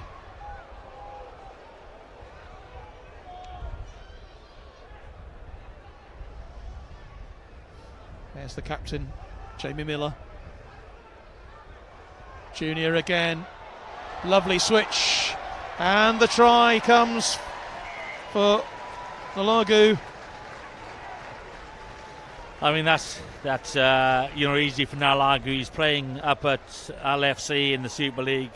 I think he's 4 or 5 tries in the Super League already this season, and he is a lethal finisher, and that's just too easy for him.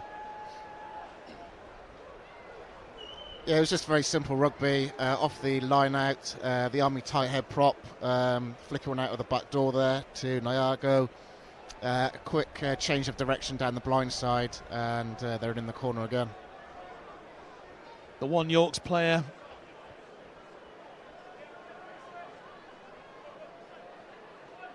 adds an 8th try. And we're approaching the 50 points mark here for the Army. 49 points to 3.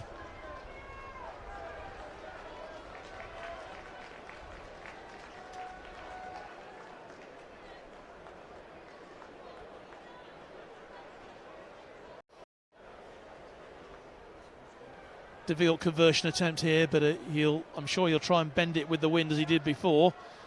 But this time the wind's not playing ball, and the ball veers off to the left. So it remains 49-3.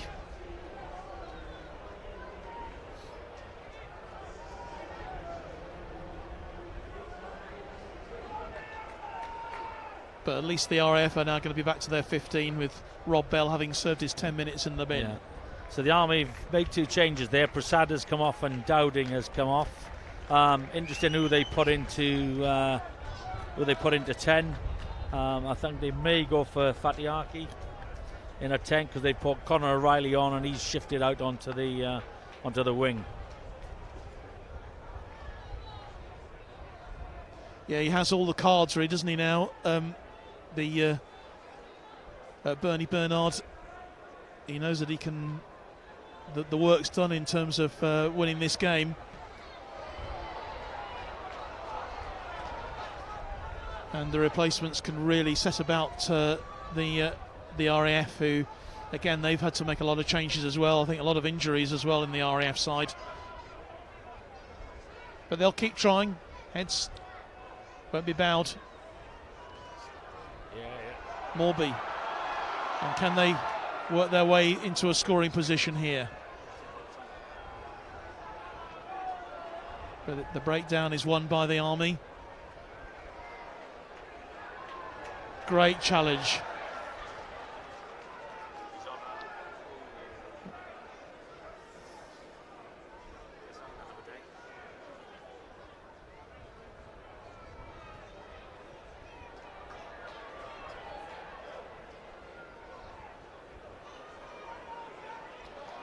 Here comes Junior again.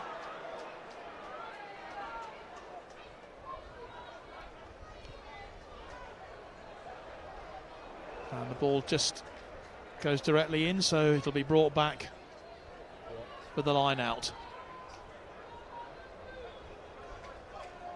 Who's impressed you so far in this impressive Army team so far today, Andy? I mean, you know, I think collectively the pack, I think, has been excellent, which is probably an area that we would have said would have been keenly contested, but so far they've had absolute dominance in certainly in the scrum. They've been far more clinical at the breakdown. Prasad has done what he does, which is you know, sort of pull the strings. Bullamakau, Nailagu, you know, take your pick. They've been so dangerous in the backs. And the Army had so many options, don't they, Owen, as well? You know, when they are going forward, so many different options to play with. Yeah, definitely. They vary their game really, really well. There'll certainly be a challenge for the Navy next week, but I think it's really important that the Navy make their first set tackles and try and put the runners under pressure, because I don't think they've been under pressure all afternoon, really. It'll certainly be a challenge next week. Quickly taking a penalty, Dave Manning.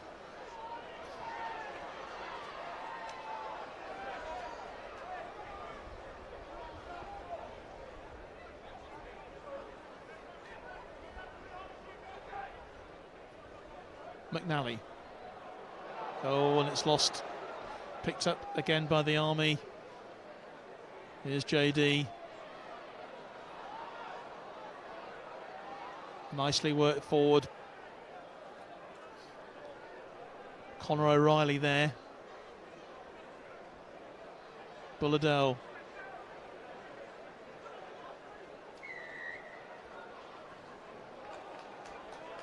But another penalty to the RAF.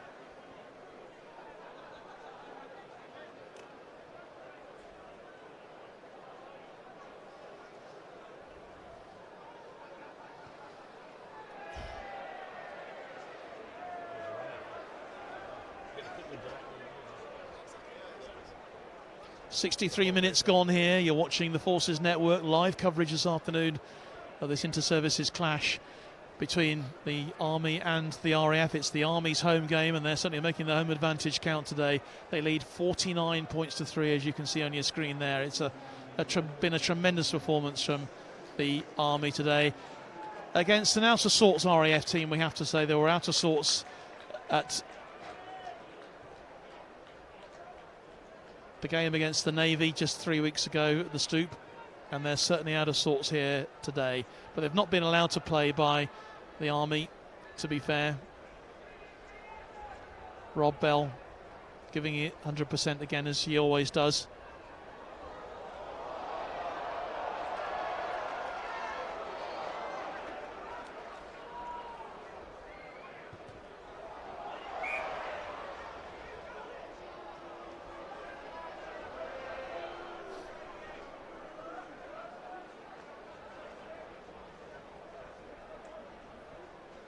Not a lot.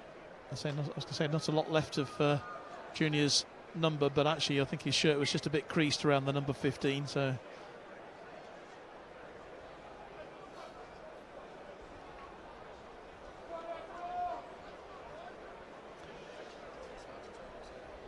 yeah, some more changes there in the for the Army. They've changed up their front row completely. Gilly has come on, and Matty Dwyer. So in his 32nd cap. Yeah, some real talent coming on. Morgan Evans coming on at 9 as well. He's another hugely talented player that will add real energy as well. So it's looking good for the Army, not so good for the RAF. It is. And Matty Dwyer, what a servant he's been for the Army. 34 years old from the Welsh Guards. 32 caps today. Gets his 32nd cap, which is a remarkable performance really for a front row forward, isn't it? Tibbetts has done well to rescue that there, because they were going backwards, and he's put them on the front foot. Some big collisions going on as well, so Nayola really causing some damage. Oh, lovely, lovely play. That's brilliant.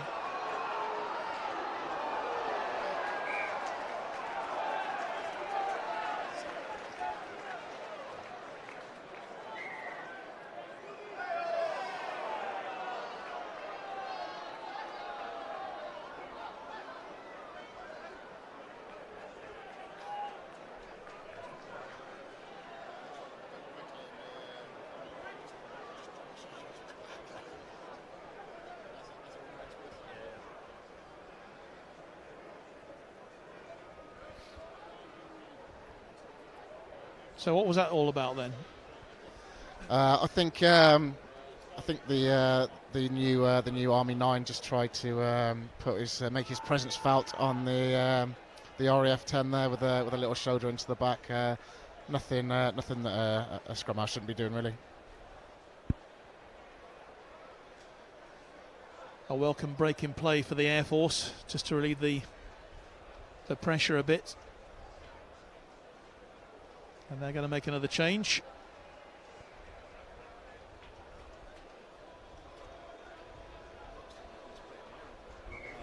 I don't think they know.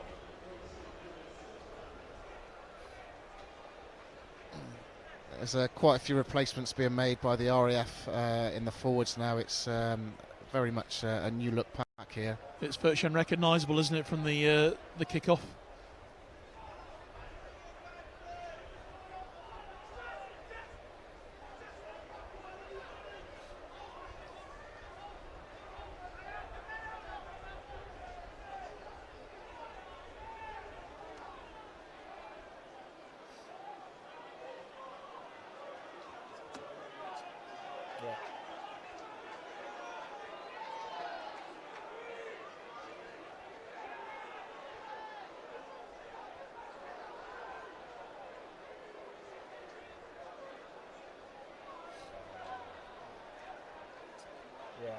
Good play from Dave Manning inside the 22. And a lovely touch forward there for the Air Force by Luke Riddle. It will come back, it'll be another penalty.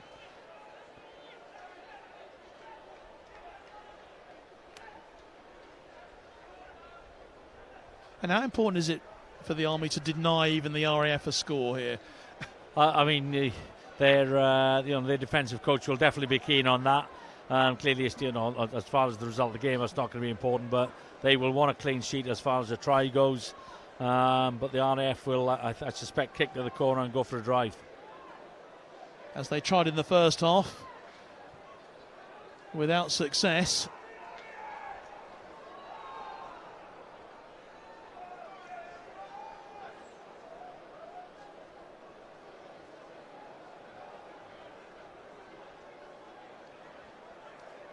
The second half really hasn't sparked into life in the way that the first half did for the Army. But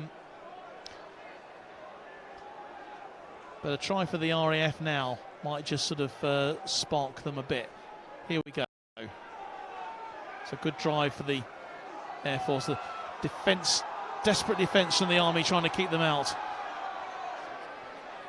And they've got the put into the scrum. It's their ball.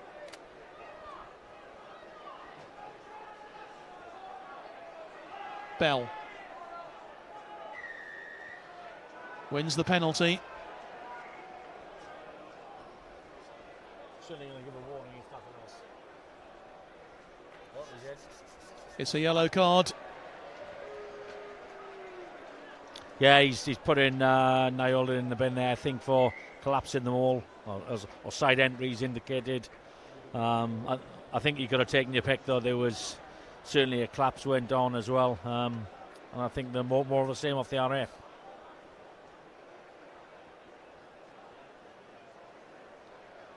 So what can the Air Force do then against 14 men?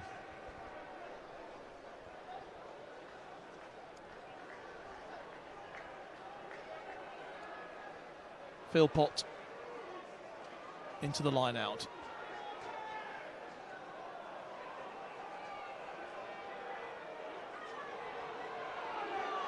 And the drive.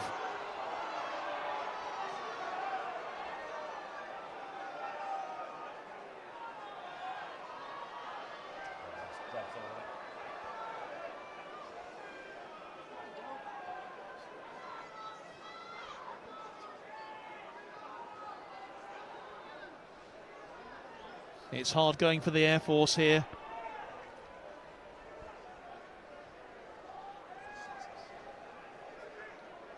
Philpott thwarted there. McNally. He picks it up. He's brought to ground by at least 3 Army players. But at least the Air Force building up a few phases here. Bell. He's brought to ground.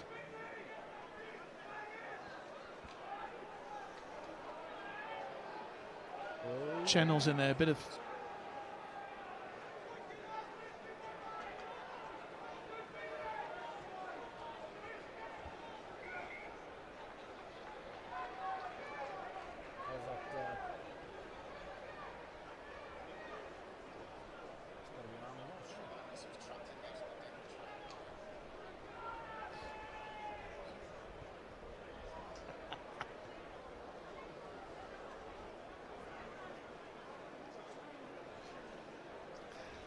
It's been very much a stop-start affair here in the second half, which I think actually is helping the RAF.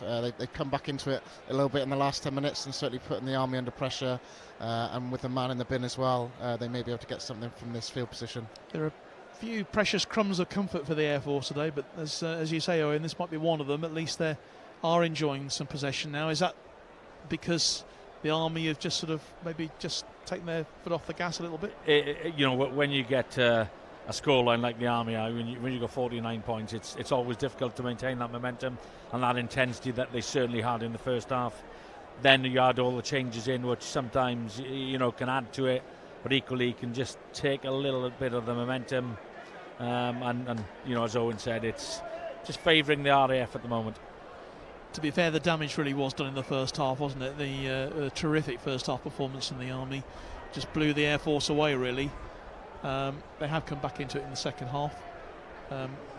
They've only conceded the 2 tries in the second half, 6 given away in the first. But the Army have made a change, and it's Ross Parkins come off.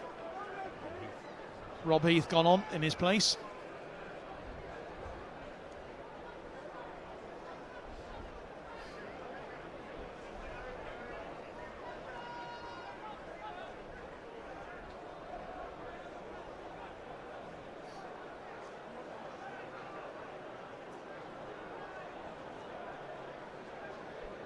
We've got around about 6 or 7 minutes to go here. But again, the The RAF let down by the pass, and the Army can regroup their defence. Here's Josh McNally, he'll never give up trying. RAF again pushing forward. A chance now for Toby Mann, but brought to ground and the ball goes out of play.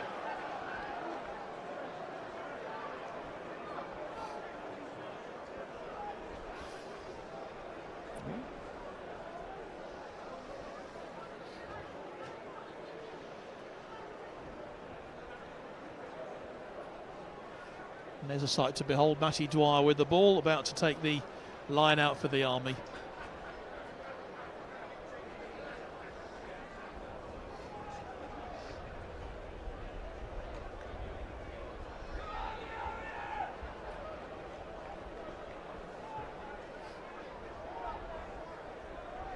Oh, it's a well executed line out, which takes the pressure completely off the Army as they aim to push forward, and that's Lewis Bean.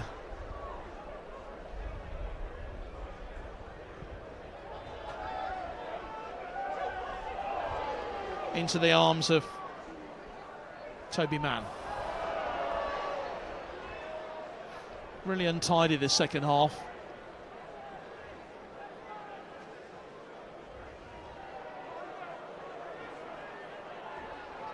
Manning.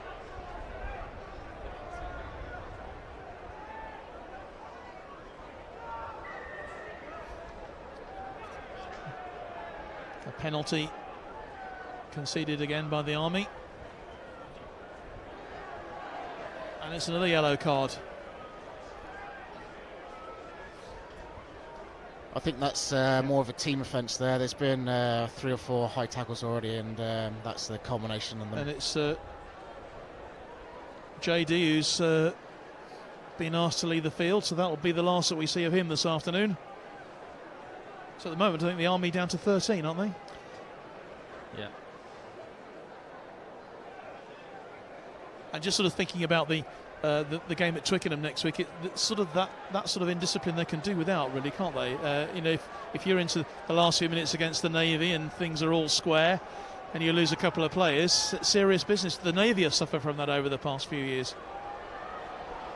Yeah, you know, both the Navy and the Army have fallen foul of that sort of indiscipline, which has cost us, you know, games and championships.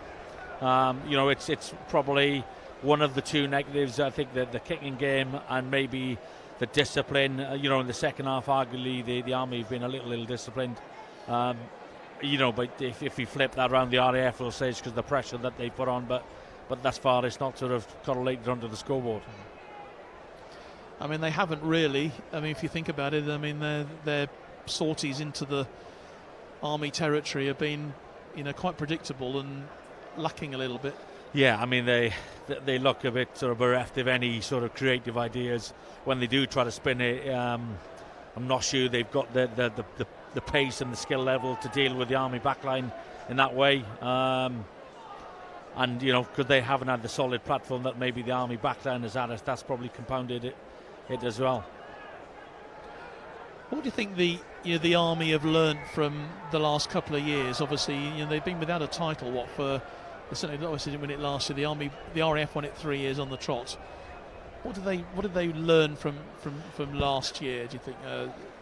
I know that one thing that Bernie has definitely worked on, and they've got some sort of external help as well, is the discipline. I mean, you know, the last 10-15 minutes it hasn't been necessarily great, but and this decision here has been symptomatic of what they've just tried to be a little bit more clinical.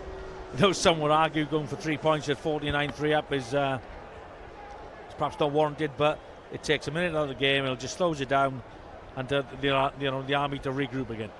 It really is job done in a way. I mean, it's been job done for a while. But they had the penalty.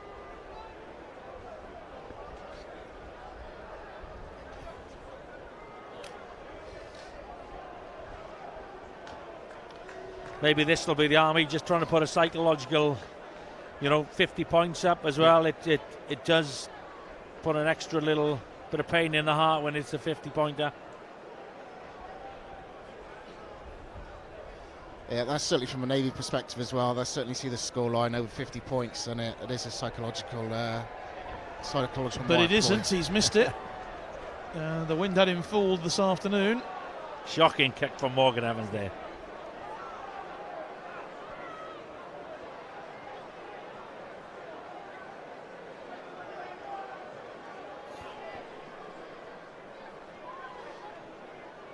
Well, on my watch, we've played 80 minutes, but there have been quite a few stoppages in this game. So we'll have another few minutes left to play here. The Army, as you say, will want to try and get themselves past that 50 points mark. The RAF very keen to still to try and score points of their own to get some pride out of this. As they come forward now, that's their fullback Toby Evans. But again, the ball is not going their way. Another penalty.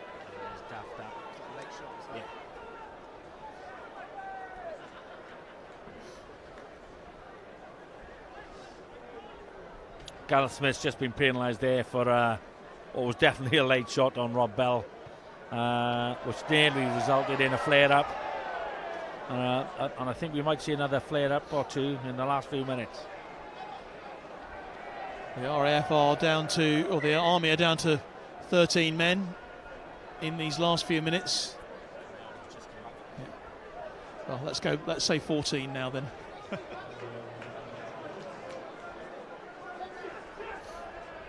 49-3 the score here in favour of the Army in a game they have totally dominated at Kingsholm. Rob Bell driving through the brick wall, as is Dave Manning. Oh, some hits going in. Looks like Batty Dwyer in there.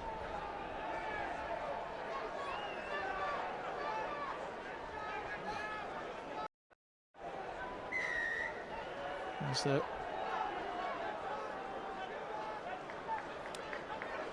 the referee's letting the quick penalty taken. Josh McNally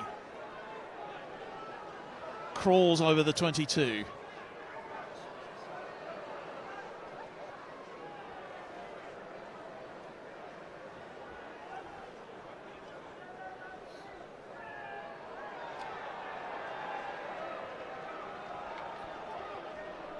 So many handling errors as well today from the Air Force up there. It's been really symptomatic of their game. They've got themselves into position and then lost the ball, dropped the ball, had it taken off them. It was on numerous occasions. That was some great pressure put on them by the Army there.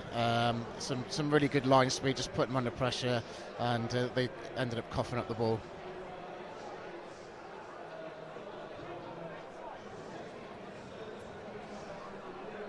Very close to the end of this game now. A very satisfying performance from the team in red from the Army. And that is the last kick of this 2019 Inter-Services fixture between the Army and the Royal Air Force. And it has ended in a victory, a convincing victory for the Army by 49 points to 3 here. They'll be absolutely delighted with the way that has gone. For the RAF, well, they suffered a 25-10 reverse just 3 weeks ago at the Stoop at the hands of the Royal Navy, and they've been on the end of another hiding today. Not a good day for RAF Rugby. No, and you know, to be fair to the Army, they're really good value for that score as well. They've dominated, all the phases. I think the only thing they lost was the penalty count, and they've earned those 49 points. Absolutely. I mean, Owen, obviously, you'll be watching this very much from a Royal Navy point of view. What do you think the Navy will have to do at Twickenham next week? They were very good against the Air Force last game. What will they have to do? Well, I would hope that the Navy don't have as many mistakes as the RAF had today. The Navy scored quite a few of their tries from turnover ball, knock-ons, and their set piece wasn't as good as it normally is today. So I'm hoping that the Navy will be on top of their first phase play. Also, the first up tackling as well was a big weakness today of the RAF. Again, I would expect the Navy to not be missing those tackles and put the actual Army backline under pressure, because I don't think they were put under pressure on anywhere at all today. Andy, you've seen both games. You saw how well the Navy played, obviously, against the Air Force 3 weeks ago.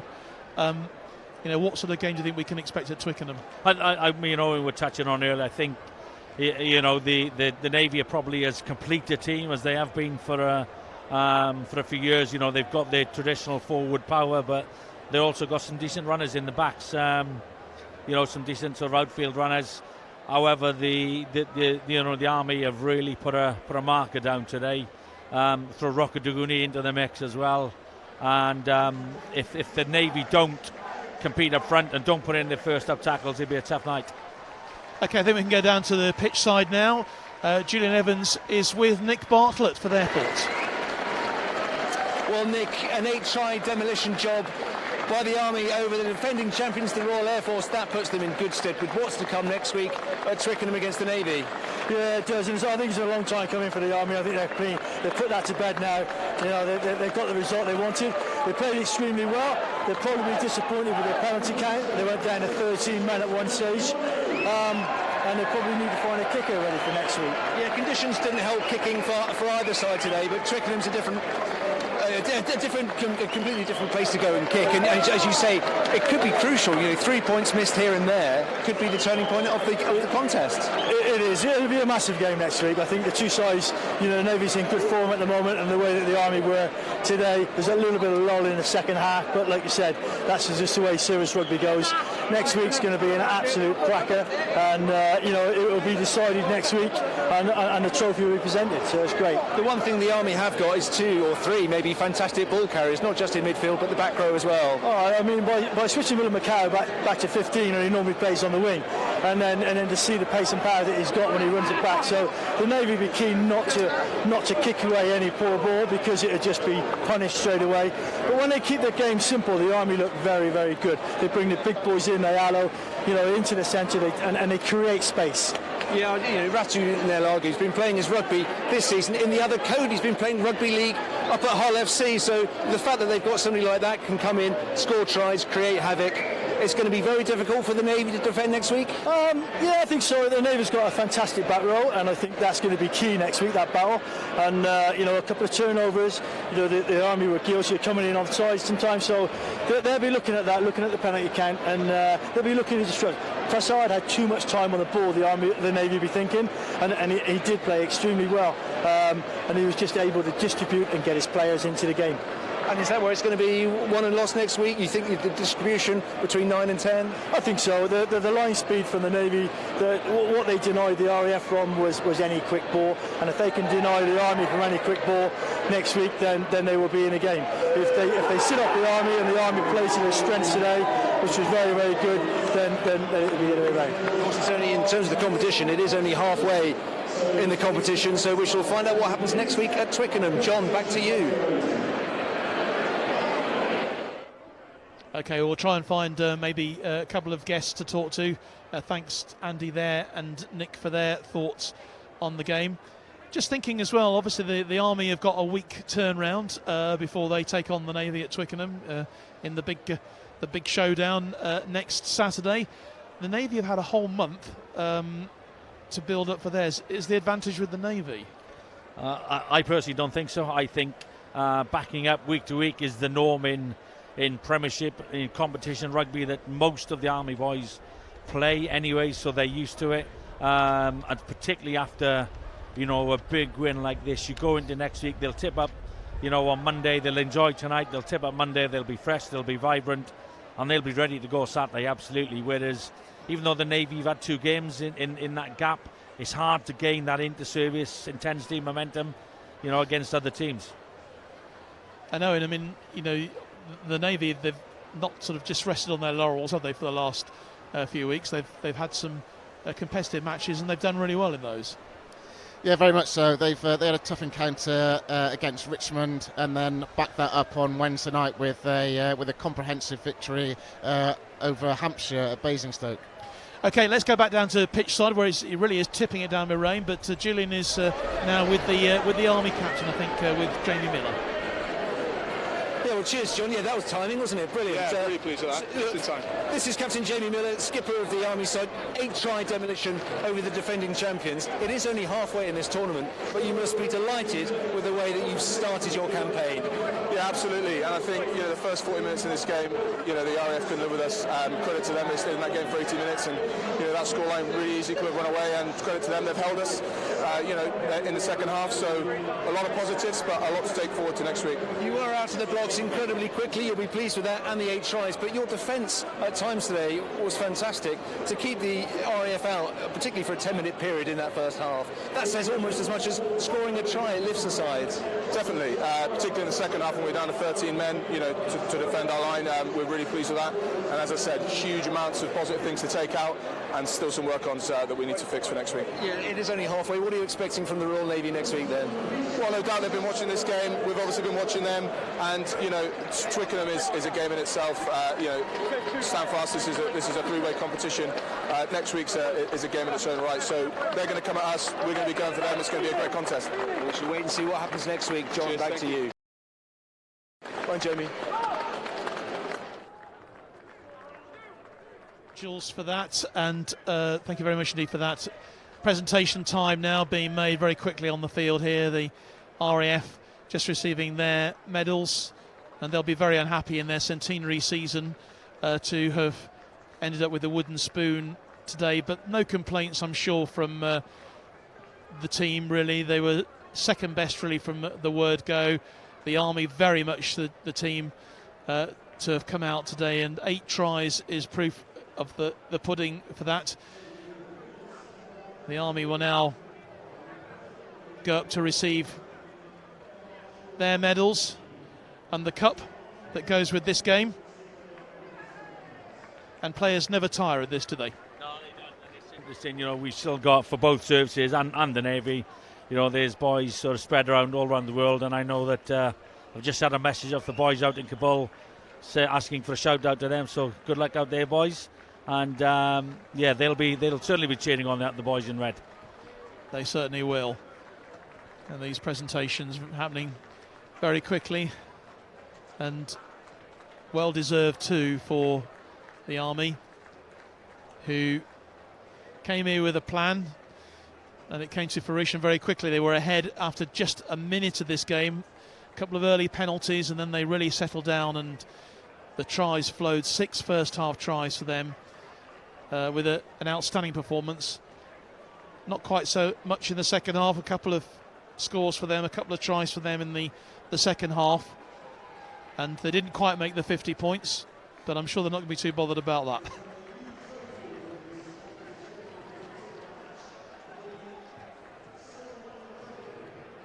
And there's Jamie Miller, who will now lift the trophy. I'm sure he'll be hoping that next week it's a slightly different trophy that they'll be lifting. But on the other hand, I think we can be guaranteed a cracking Army-Navy clash as a result of this, which of course will decide the Inter-Services Championship for 2019. Andy, you'll be commentating with our colleagues at Sky, which of course will be showing on Forces TV and BFBS and all around the world on our digital platforms next week as well. And I'm sure you're looking forward to the Twickenham occasion, but as a commentator as opposed to a coach. Yeah, absolutely. And it's great because whilst you want your respective service to win, actually you haven't got the pressure that everyone's under. And me and Owen were just chatting there. This game is vastly different to Army Navy. Obviously the boys have run riot a bit there today, but the Navy will be a different challenge completely, and they'll get stuck into the boys next Saturday and put them under pressure, and then we'll see how they do. I know, and I'm sure Dave Pascoe and the Navy boys have been watching this one this afternoon with great interest, and are thinking, already plotting how they can counter and make a real show of their own, because it'll be great for Navy sport for them to be victorious at Twickenham next week. Yeah, very much so. It's as you know, it's a great occasion. There'll be a big build-up, and I know Dave Pascoe will be working hard. He'll have the boys analysing this video, seeing any if there's any areas of weakness, and any areas we can look to attack them, but also where we can strengthen our defensive areas against their big runners. Okay, gentlemen, I think that's just about it from us here for today. Congratulations, of course, to the RAF women. A really big story here earlier on in the day at Kingsholm, where they won their first ever inter-services title, beating the Army for the first time ever in inter-services competition. A terrific performance from the women in light blue today to defeat the Army. But as far as the men are concerned, it's very much the Army's day here at Kingsholm. They have defeated the RAF by 49 points to 3. My thanks to Julian and to Nick on the touchline today, and also to my co-commentators here today, Owen and Andy. Great to have you with us. Great pleasure to have you with us today. And we'll see you again, of course, next week at Twickenham, where it'll be the Army versus Navy for the Babcock Trophy. From me, John Knighton, from all the team here with you at Kingsholm this afternoon, it's a very goodbye, and we'll see you next week.